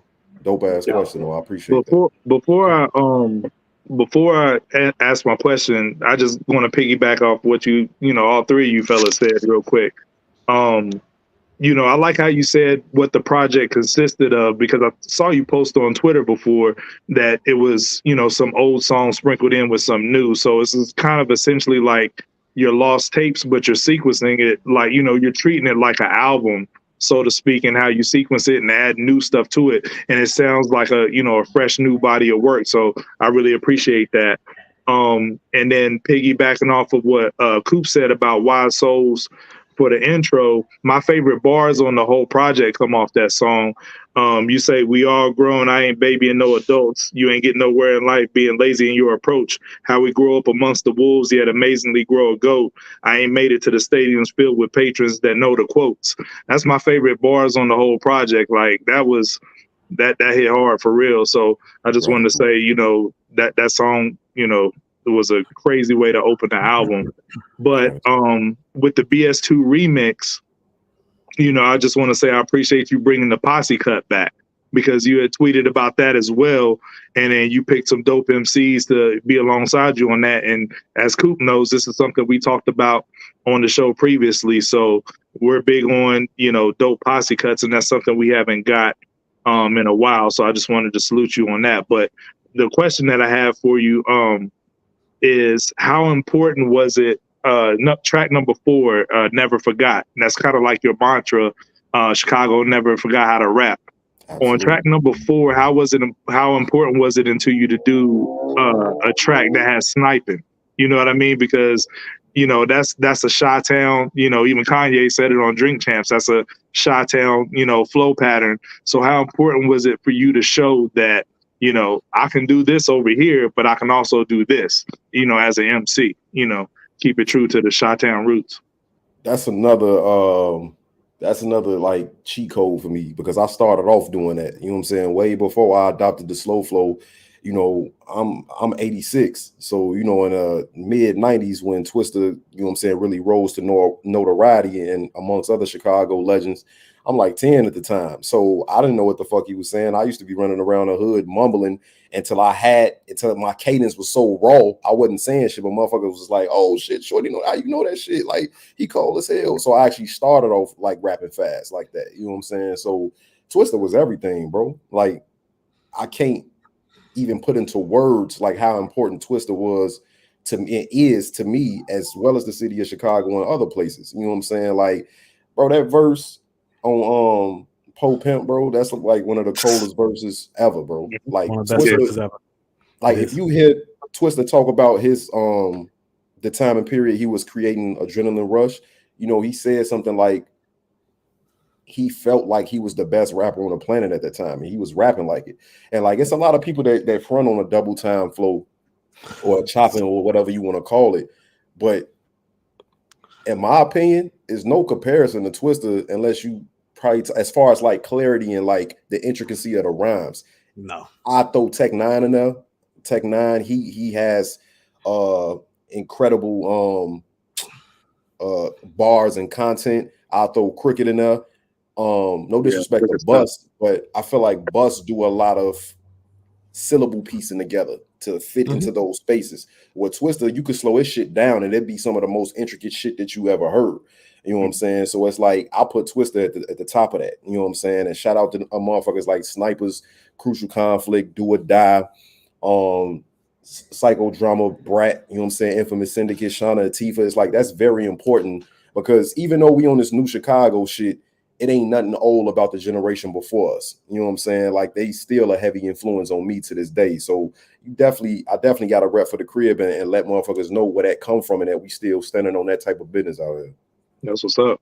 Sure. Okay, so AG and I didn't piece our questions together, but they're coming together wonderfully, because one of the things that I kind of noticed about this project is, I think when somebody is a great lyricist like you are, they get tagged with being an East Coast MC, and I feel like you double down on the Chi on these tracks, and I love that, because I feel like you're letting niggas know it's like, no, we got real hitters and real spitters out here in Chi-Town, and that appeared to be a focus of yours with this track selection and sequencing as well. So I have a few questions about it. Was that intentional, for one? Do you feel like Chicago gets enough credit for having like a traditional lyrical style, even though delivery may be double time flow? Content wise and lyrically speaking, does the Chi not get enough credit? And I want to talk about like where that fits in with your crew, but I can get to that after you answer like that one. So the first question, repeat that one to me real quick. The first part. Well, I just want to feel like if it was intentional that you made sure that you were repping Chi-Town and provided more of a Chi-Town flow with your traditional throwback lyricism on this album. It appeared to be more of a focus to me for you to let niggas know it's like, no, I'm from the Chi. We really spit in the Chi. Like, we can get busy with anybody. There appears to be a concentrated effort with that on this project that I think shines through. Absolutely, because my star is starting to shine a little brighter. More people are starting to tap in. So I'm fully aware that every time I pop out is a first impression for somebody. You know what I'm saying? It's somebody first time listening. So I always got to let them know what it is. And that's no disrespect to the East Coast at all, because I've made mention plenty of times that them niggas raised me. Most of my favorite rappers is from the East Coast. You know what I'm saying? Like I grew up on the likes of Nas and Jadakiss and Big Pun and DMX and Jay-Z, you know what I'm saying? And countless others, Cool G, you know what I'm saying? Like the list, it goes on and on and on. So I'm gonna forever give it up to the East Coast and show them that respect, because I wouldn't be the artist I am had I not came in contact with the music of they greats, they legends, our legends. You know what I'm saying? But it's always a concentrated effort to let motherfuckers know what it is. And that goes into me answering the second part of the question. I do not feel like that we get the respect we deserve when it comes to our place in hip hop. And I know you phrased it a different way, but I'm gonna just say our place in hip hop. And I'm not gonna sit here and bitch and moan and complain about it. A large part of that is our fault. And when I say I mean Chicago. You know what I'm saying? Like, explain that. Elaborate on that. The legends laid it down. They established it. I'm not going to say that the artists after them didn't do their job as far as like submitting it, but we lend our sauce too much in Chicago. I feel like, you know what I'm saying? Like, perfect example, no disrespect, but back when that drill shit first started popping, and Nicki did the Chirac shit, you know what I'm saying? Like, now Herbo, he did capitalize off of it, but it's been other instances like that to where motherfuckers borrow some shit from Chicago, or we'll lend some shit from Chicago, and it's a particular certain artist involved. Niggas get that little 15 minutes of fame. They want to be local celebrities. We don't really shoot for the stars with it. And then that 15 minutes is over, and it's kind of like we back to square one. Like, I've rapped about this shit several times. You know what I'm saying? Like, it's just something that I noticed. We not good with like capitalizing off motherfuckers coming here and borrowing shit from us, and then shit gets skewed, and then you got the internet, and you don't motherfuckers, unless you was there, motherfuckers don't know where shit come from. You know what I'm saying? They say it's a running joke. Chicago niggas always say they created or started some shit, and we do. You know what I'm saying? We be on that, but we feel like we are Black culture. We've, outside of rap and hip hop, we've given so much to Black culture in this country, period. And so gotta, you know what I'm saying, show respect to the South for that too, because a lot of our roots is like heavily, you know what I'm saying, from the South.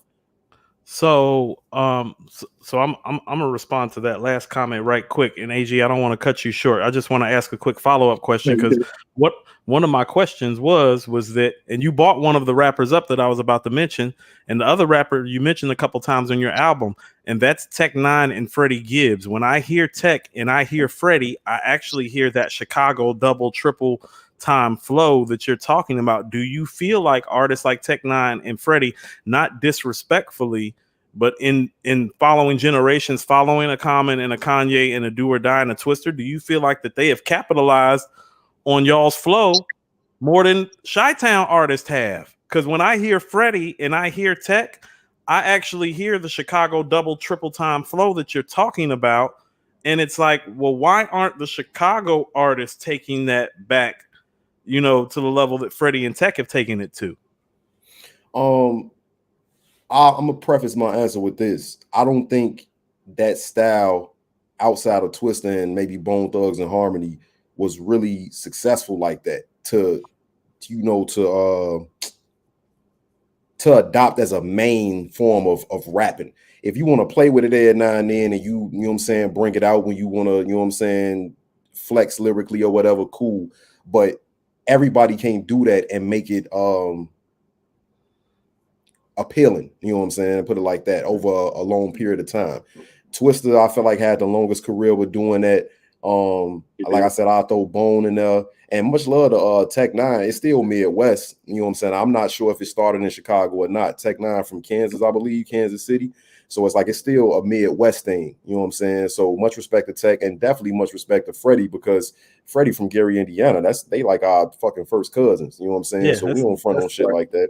Yeah, like that's shit. Yeah, that's the crib. So nah, like, and I even shouted Freddie out on that joint, because he is another one of them MCs that, like, as far as modern times, like, was able to adopt that flow and use it heavily as his primary style and capitalize off of it, you know what I'm saying, and actually be successful. So nah, it definitely ain't no type of feeling amongst them two, you know what I'm saying. Like, and I ain't mad at nobody who borrow, steal, whatever you want to call it, from Chicago. that's why I say it's largely in part our fault. We have to do a better job at holding our shit down. You know what I'm saying? If it's our culture and it's our sauce, cool. It's love that motherfuckers want to adapt to it and adopt it, but we need to stand on business and make sure that we let motherfuckers know that, you know what I'm saying, like this is where it came from, and be some of the ones capitalizing off of it too. That's all. I think you're the best artist to come out of the Midwest since I first heard Freddie. I heard Freddie's first tape. The chick I used to work with was actually from Gary and had Freddie's first tape, and it is straight like rapid fire flow. And I do feel like you're the most talented guy that I've heard come out of that region since him, because Tech Nine precedes both of y'all. Go ahead, AG. I appreciate that. Yeah.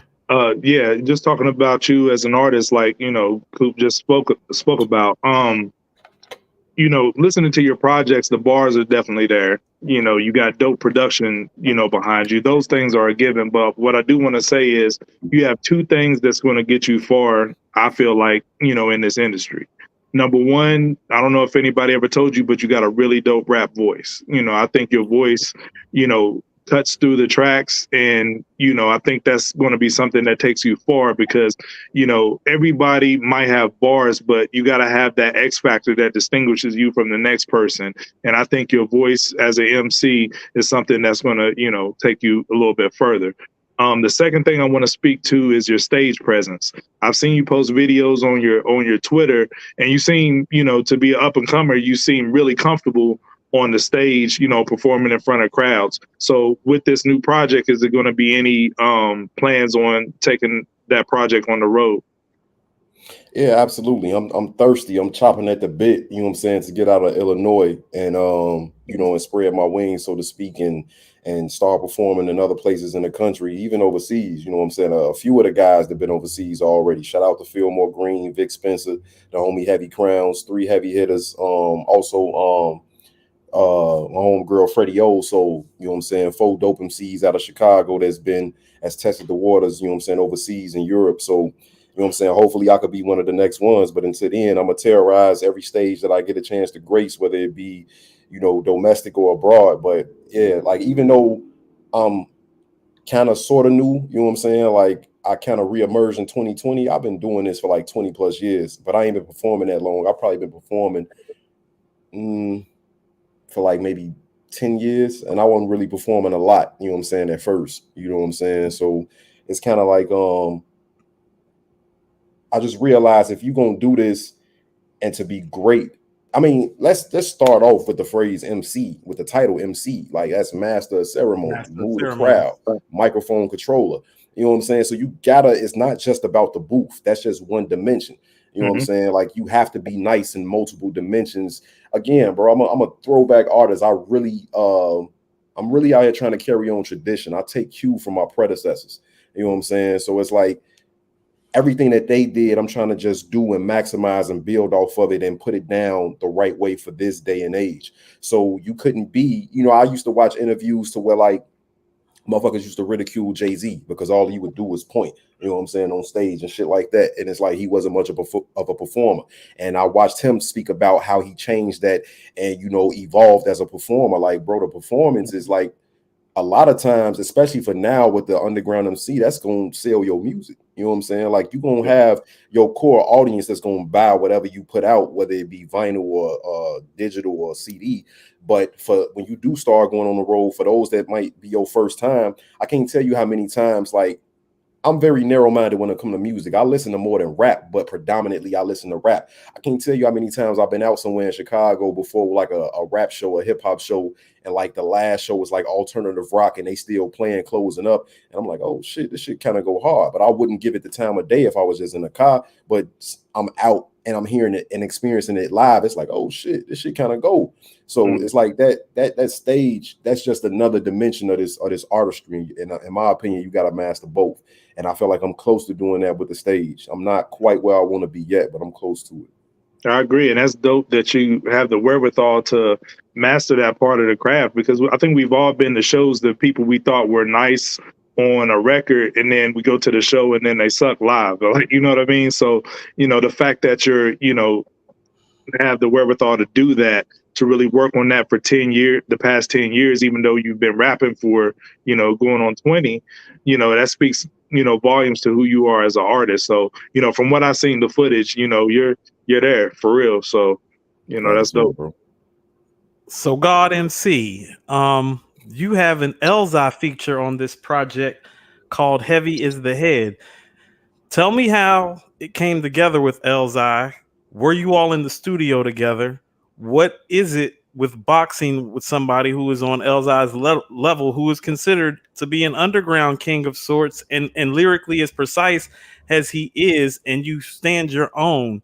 Like when I heard you rapping next to him, I was like, and this is why I would walk this nigga in any yo right now, because it's like, no, like getting Elzai on a record for where you are is no small feat, but standing toe to toe and being able to lyrically match him word for word and bar for bar and cadence for cadence, that's no small feat. So tell us about Heavy's the Head.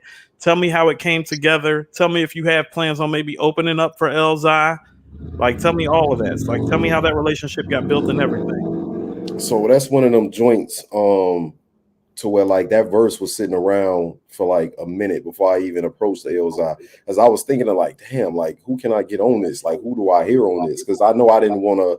I rapped so hard on the first verse. I didn't like. It's one thing I don't ever want to do is like over rap. You know what I'm saying? I like to have a gauge of where it's like enough is enough, bro. Because like I don't care how nice you is, you can over rap. Too much of anything is a bad thing, and I don't care what we talking about. Too much of anything is a bad thing.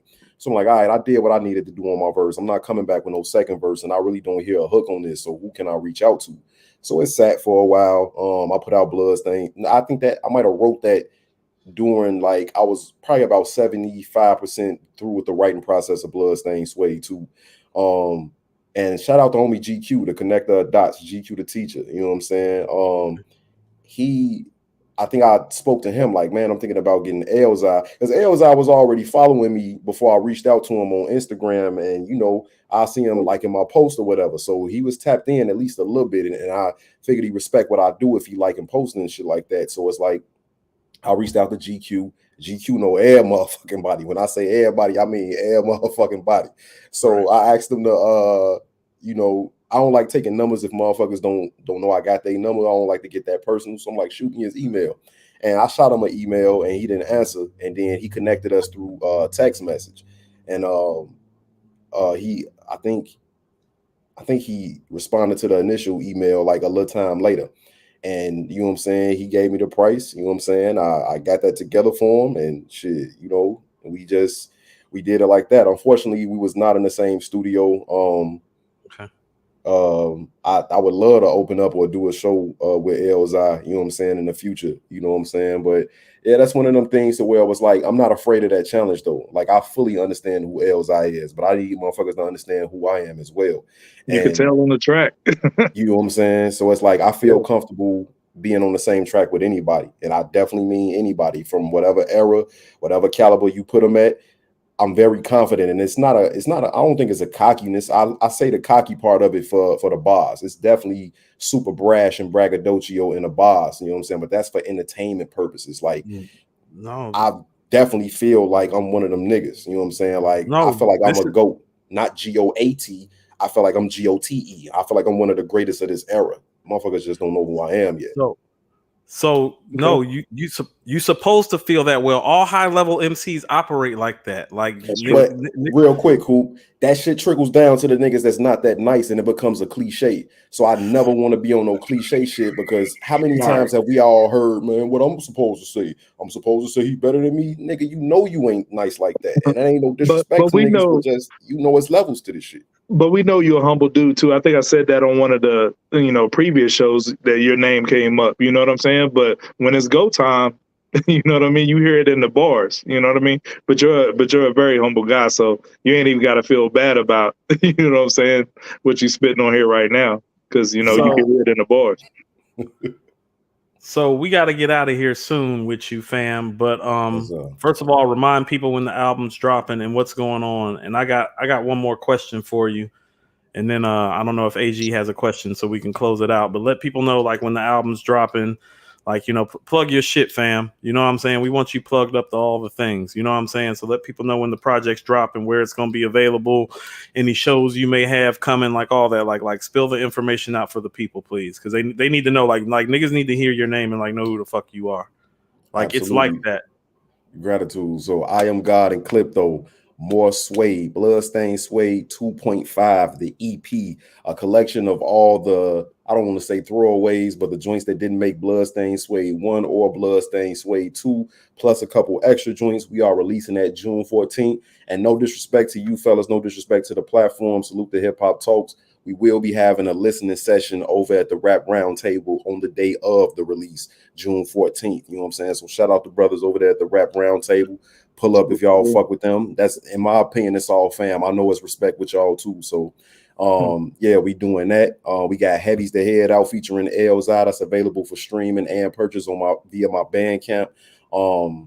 Tomorrow, Bloodstained Suede 2. The remix featuring, I gotta shout out the guys, man. Shout out my homie Griffin, the Immortal Griffin, Panamera P, Jew Jilla, Vic Spencer, Rufus Sims, and our homie Water. Those all the feature artists on that joint. Is gonna go crazy. Make sure y'all tap in. We dropping that tomorrow, probably around like noon, between noon and 1. That'll be available for streaming and for purchase on my Bandcamp as well. The release of the project June 14th, it will be available for streaming on June 14th.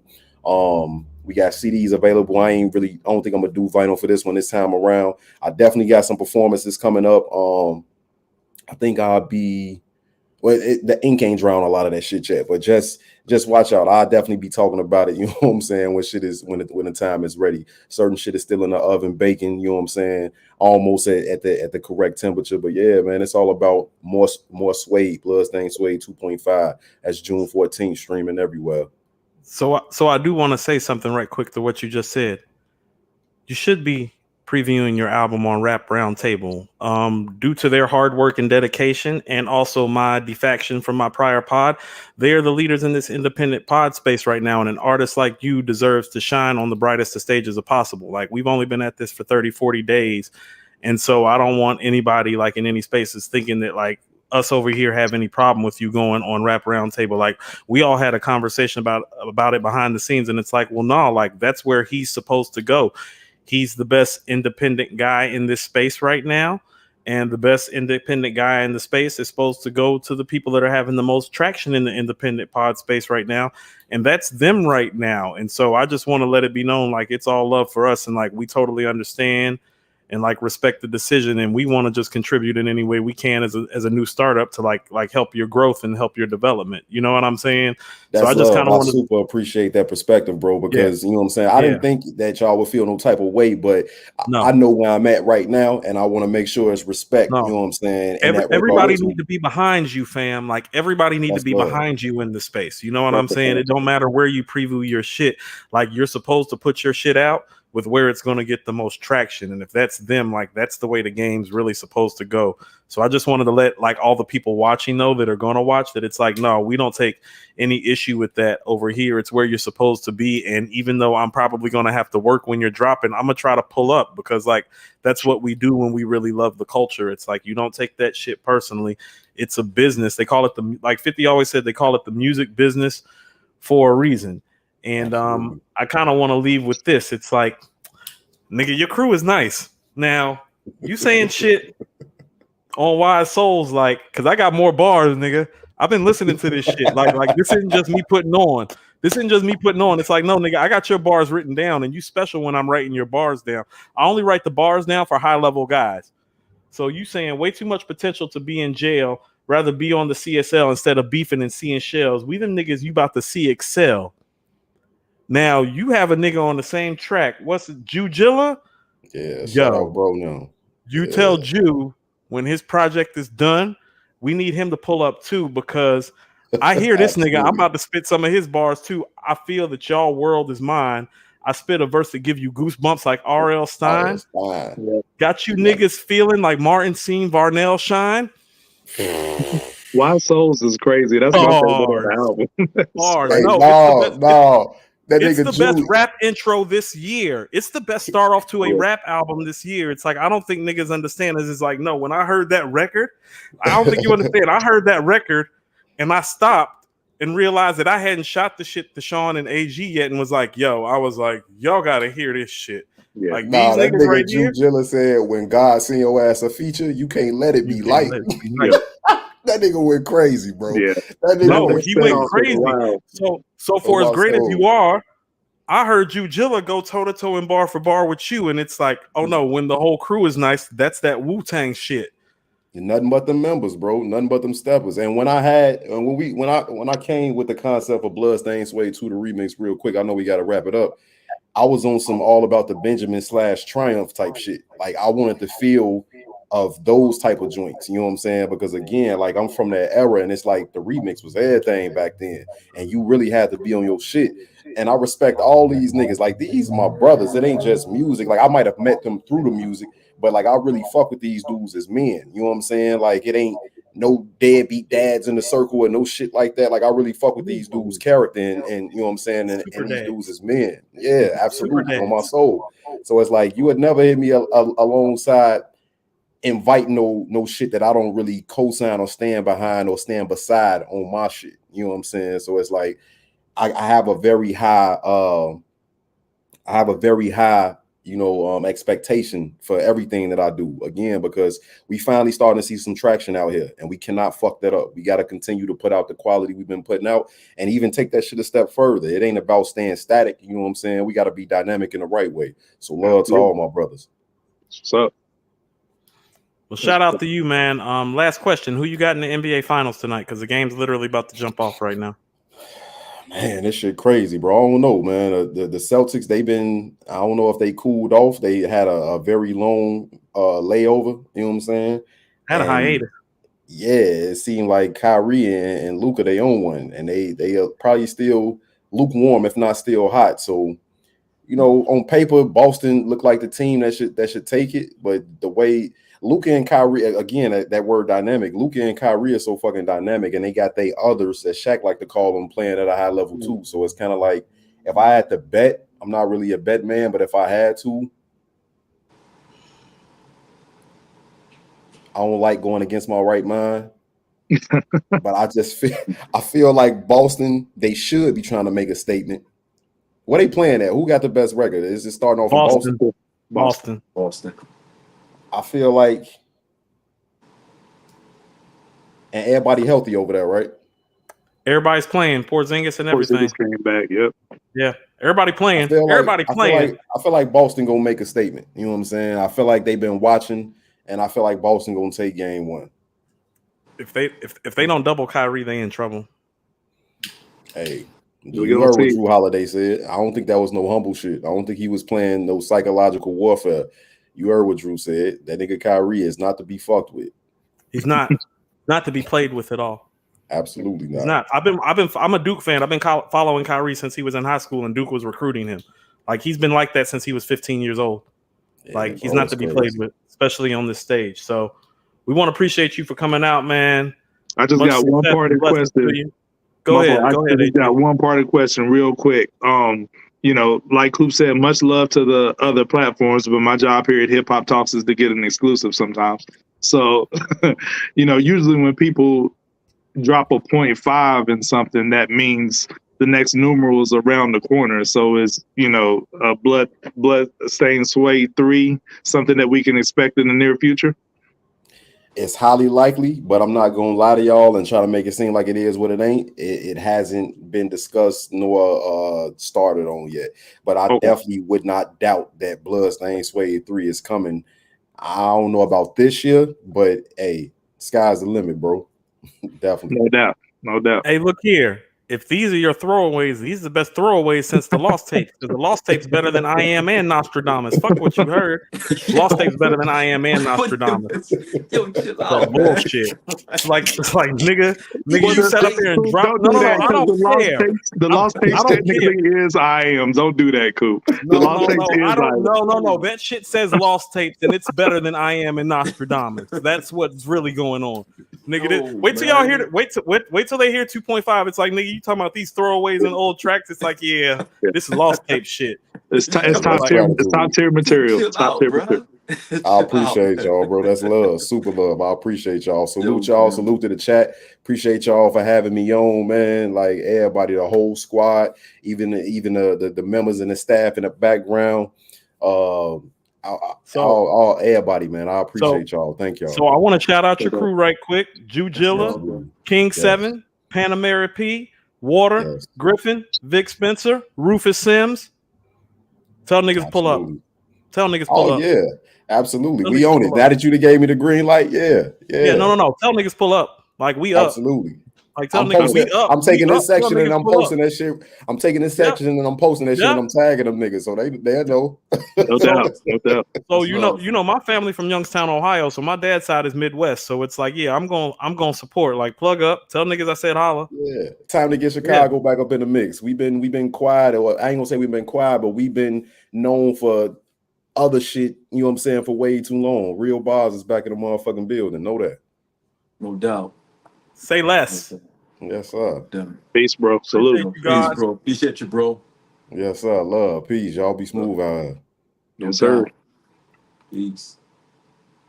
Yo, you fellas killed that shit. I hopped off so y'all can get the 1-2 punch. Shout out to I Am God. Shout out to I Am God. No doubt. Like, look here. That's one of those rap names. If your rap name is I Am God, you better know how to rap, nigga, and that nigga can rap. No, fuck what you heard. It's like I don't do that other shit. Like your name I Am God. No, you better be able to rap your ass off. That nigga can rap his ass off. That brings immediate questions into play. So like, I Am God? No, nigga. Can this nigga rap? When I first saw his name, I was like, I Am God. I'm like, can this nigga rap? This is like 2 years ago. I'm like, can this nigga rap? I heard the nigga rap. I was like, the nigga can rap. Yeah, you can't be no cat in a hat ass rapper with name on my Dr. Seuss Mother Goose. You know part of hold on, just real quick, just like so we can talk some nuance with him out here with him not here with us. Part of what makes him great is he is great at picking his transitional words to project his rhyme scheme. That's something that Biggie was great at. Like it's not just the words that he's using to end the bar, it's the transitional words that he's using in between the bars to piece the bars together. Like he's great at that. That's one of those things that separates a good MC from a great MC is your transitional bars. He has transitional bar work in addition to the heavy hitting bars, the storytelling bars, and the lyrical bars and the punchline bars. Like he is the total package. Like that's an intangible. That's an intangible you can't teach. Yeah, you know. Yeah, no, that's why I asked him the first question I asked him is like, do you think of it when you write? Because when you nice, it comes and you don't have to think about it. Like the niggas that's really, really nice, if you were to go back and ask them, it's like when Kane did Drink Champs, Kane was like, I didn't even realize what I was doing. I was just doing what I know how to do. Right. That's what it is when you're great. It's like, it's not no thing. It's like, oh no, I'm thinking about, I have to put this word right here and turn this from a prepositional phrase to a whole, no. Niggas, it's really nice. Don't think like that. No, absolutely. No, absolutely. It comes because it's a gift from God. Yeah. Absolutely. Yo, fellas, good interview tonight. I think this is one of those shows, man. Like I wanted to hop out so you fellas can do the ISO, the 1-2 punch with I Am God. You know, kind of in the vein of our Wu-Tang Forever conversation. We talked about how Rizza wanted to construct certain things and get certain shots. And I know you guys are talking about I Am God album for the past 2 weeks now. It made sense. Dennis Johnson handing the ball to Bird and McHale. It's like if it makes sense, you should do it. Just do it. You should hand the ball to Bird and McHale. It's a quick 50 points. Easy 50 points. It make it easy. No need to force it. Don't force the ball. Pause. You know what I mean? So definitely don't need to force the ball. Yo, don't force the ball. Yo, forcing the ball is crazy though. Forcing the ball is wild, my G. That is wild. That's the second one I did tonight, yo. Pause. I'm drinking Mama Wana all day, man. So I need to relax.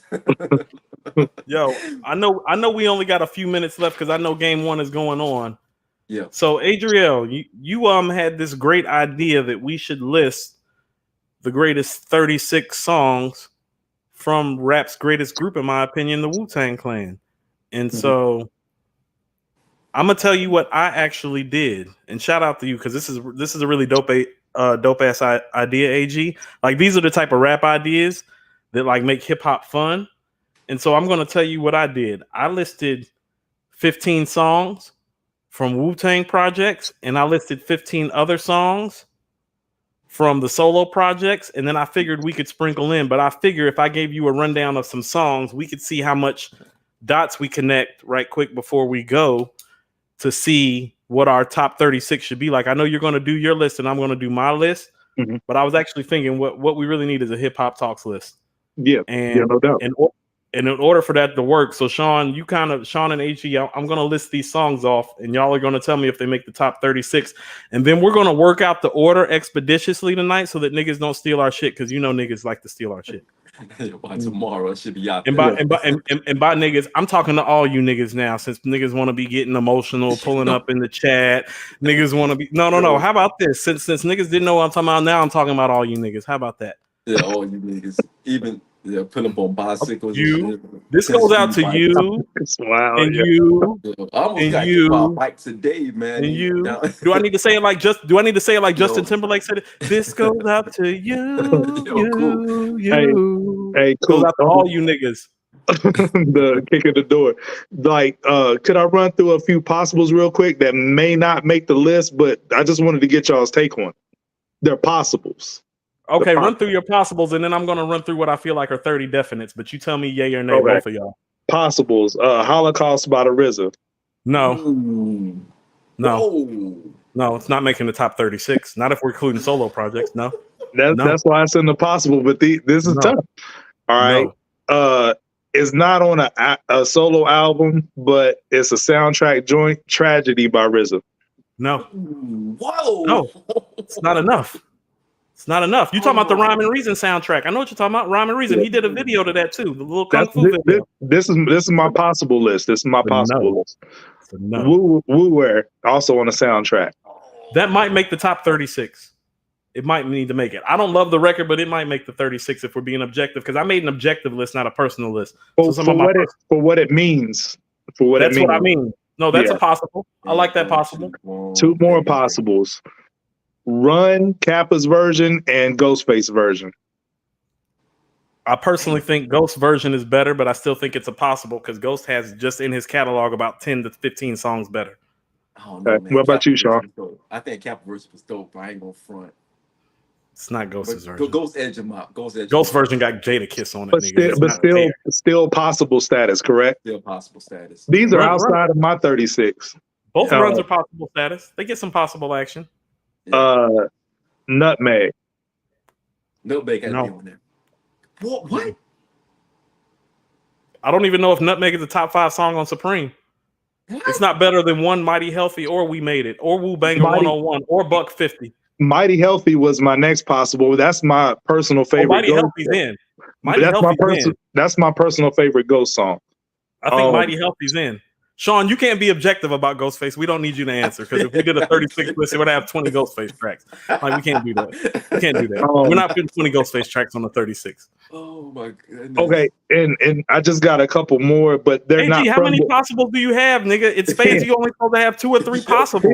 10. Yeah, but this is not from the original run. That's the whole deck. That's the whole deck of cards, nigga. No pun intended, deck. But I feel like after Wu-Tang Forever, the original run is over. So I did my possible list of soundtrack songs or joints that didn't come during the original run. I had Sure Say Lagos and then one. Yes. Both? Shay Lagos and one. Yes. Okay. I'm putting check marks by them joints. That's Supreme clientele. That's Supreme clientele. That's all my possibles, but the rest of them I'll let you see how many more we got in Comic Hoop if you want to run them off. Can it be all so simple? Got it. Shame on a nigga. Got it. Chess boxing. Yep. Wu-Tang Clan ain't nothing to fuck with. Yep. Cream. Yep. Method Man. Yep. Protect Your Neck. Yep. Bells of War. Don't have that. You don't have Bells of War in your top 36? Nope. But I'll write it up. We're gonna have to squabble about that. I'm gonna put a star about that. No. We're gonna take the definites and then we're gonna the MGM. Don't have that one. I don't have that one either. Both of y'all are wild. Just want to let you know that both of y'all are wild. Triumph. Definitely. Yep. Impossible. Yep. Heaters. Don't have that one, but I love Heaters. Yeah. Heaters is special to me. Older Gods. Nope. No. Cash Still Rules. Yes. Nope. Okay, so put a star by that. But to your point, Coop, I didn't approach it like you did. You tried to distribute it evenly between the group and then the solos. Like, I have a lot of solo joints on here, to be honest. No. That's okay. Reunited. Of course. Yes. Clan in the Front. Yes. I didn't have that one. I didn't have Clan in the Front. I think Clan in the Front's top 36. It is. It gotta be. Jizzle went off. He did. Yeah. He did.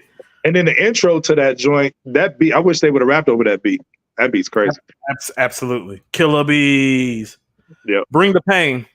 Of course, yeah. Yes. Brooklyn Zoo. Yes. You're All I Need, Razor Sharp Mix. Specifically, yes. I had the Razor Sharp mix. You're saying Razor Sharp Mix for a reason. Shimmy Shimmy Ya. Yes. Absolutely. Criminology. Yes. Of course. Before you get through with the Method Man joints, did you have Release Your Delf? No, it's not making top 36. Okay. I had that as a possible. Incarcerated Scarfaces. Yes. Guillotine. Yep. Damn, I love Glaciers of Guillotine. Ice. Yes. Yep. Of course. Verbal Intercourse. Of course. Absolutely. Yep. Ice Cream. Yep. Yes, gotta be. Liquid Swords, the song. Yes. Fourth Chamber. Of Yes. course. Yo, can I say something real quick to that? Fourth Chamber. I was blessed to go on that tour with before Wu jumped off the Rage Against the Machine and the Wu-Tang tour. Now this is a rock tour. Rage Against the Machine was the headliners. We went to that joint in Pittsburgh. It was a rock crowd, and Wu-Tang is straight up rock stars. It was crazy. Because it's now you see like large white crowds embrace hip hop like that, but back then it wasn't as big of a thing. But to see a rock crowd embrace the Wu like they did, and when Fourth Chamber was played, let me tell you, the mosh pit went crazy, went off. Yeah, like it's what it goes. Never seen nothing like it. So yeah, that was dope. But go ahead. I feel like Fourth Chamber is when Ghost went from really, really good to really, really great. Absolutely. Yeah. Shadow Boxing. Absolutely. Yes. Winter Wars. Has to be. Got to be on there. One. You already bought up one in Shay Shay Lagos. I did. Okay. What do you think about Buck 50 and Wu Banger 101? I didn't have those. Okay. No, neither did I. But I just named 30, and y'all took all of the 30 except for 4. So that's 26 of our 36 that we actually have based on what I just listed off. Oh, my fault. Did you say Bring the Ruckus? No, I don't think Bring the Ruckus makes it actually, because I feel like so here's some records that I didn't name. Think about this. I didn't name Spot Rushers or Ice Water off the Purple Tape. Living in the World Today by the Jizza. Duel of the Iron Mike. Killer Hills 10304. Motherless Child. Camé. Fish. Daytona 500. Yeah. Slang Editorial. Live from New York. I think Daytona has to make it. Daytona might have to be on there. Yeah. Daytona might have to be on there. I think Iron Maiden's the best song on Iron Man, but I think Daytona might be second. Yeah. I have Fish, but I don't know if Fish makes it. Fish is borderline, but I love some Fish. True Master? I love True Master? Yeah. I had Camé, but I don't think Camé makes it. I don't think Camé's gonna make it. Motherless Child, that beat is one of my favorite RZA beats, if I'm being honest. Me too, and I love the Raekwon intro before Ghost tells another classic Ghost story. Yeah, that might be on the cusp to make it. I have Heaven and Hell, but I don't know if that makes it or not. I don't think so. Okay. Because I think Rainy Days is better than Heaven or Hell. I didn't hear you mention Wu Gambinos. Wu Gambinos is something I had in the cut too. I think Wu Gambinos has a good shot at making it. Makes it. Cold World, I didn't hear you mention that. I don't think Cold World makes it. I don't think it makes it. I think Killer Hills 10304. Killer Hills 10304 and Investigative Reports are better than Cold World. The Investigative Reports was my next question. Do y'all feel like that would make it? That's borderline. Nas wrote to that joint, but Rizza Law, we never heard it. Nas, I don't think it makes it. Nas and Jizza on the same song in 1995. It would have been crazy. Would have been crazy. Now, I had It's Yours. I'm a big fan of It's Yours. What do y'all feel about that? I was never a fan of It's Yours outside of Raekwon's verse, to be honest with you. I love Just that being song. honest. But Objectively, kind it of might not make like it. Wu Wear. There's some Wu Wear effect with It's Yours. Like I can see because of what the song meant and the fact that they actually were getting airplay and club play off of it, which In was the rare video. for a Wu-Tang joint. The Yeah, that's video what I was mean. Classic concert material. So No, the yeah. video was great. And I might have missed it when you said it. Did you say All That I Got Is You? Because that has to be on there. Oh no, I missed that, and that's got to be on there. Yeah, That gotta be Yeah, on there. You gotta put all I got on. Yeah, How did you feel about It's Yours, Sean? it sure has got to be on there too, man. Okay. That's how I feel. Gotta be. So we got Yeah. about 30 of the 36. So I think we should just text during the game and put the rest of the list together and get it out before everybody jocks our style like they always do. We told you to like the link out and don't bite our shit. I know you like my style. You like how I break it down. Want to get rich? I show you how. Yeah. So before we get up out of here, man, another quick fun moment for me. I told this story on Station Head one time. Sean was with me, man. My junior year, my final project for English class. You know, this is how much Wu-Tang Forever meant to me. Like, we got to pick, you know, what we wanted to do our English like thesis on, you know, a project. And I picked the song "A Better Tomorrow" from Wu-Tang Forever. And my English teacher, you know, older white woman, you know what I'm saying, was feeling that joint. Like, I got to bring, you know what I'm saying, the boom box to class, stereo, play that joint, break down all the bars, the lyrics, the hooks, everything that was said, and wrote a whole 5-page paper on that one song. And I got an A+ on that joint, and she told me my project was the best joint in the class. Like, so that's, you know, that's how much Wu-Tang Forever meant to me. That was one of my fondest memories of the album, man, was like, you know, doing a whole project on just that one song for the album. So here's my problem with the song like "A Better Tomorrow." Almost every single song on the Purple Tape is better than that song. It was the more so the message. Yeah, it's better than every song on there. It was the message from "A Better Tomorrow" that was, you know what I'm saying, to break down, because I had to do a thesis on what it was saying, you know. No. So, I actually love the message of the song. I think Rizza has the best verse on there. He does. When he breaks down the flag, yeah. But if we're actually like judging it, like on the quality, it's like, nah, Ice Waters and Spot Rushers is better than that. Wu Gambino's is better. Oh, yeah.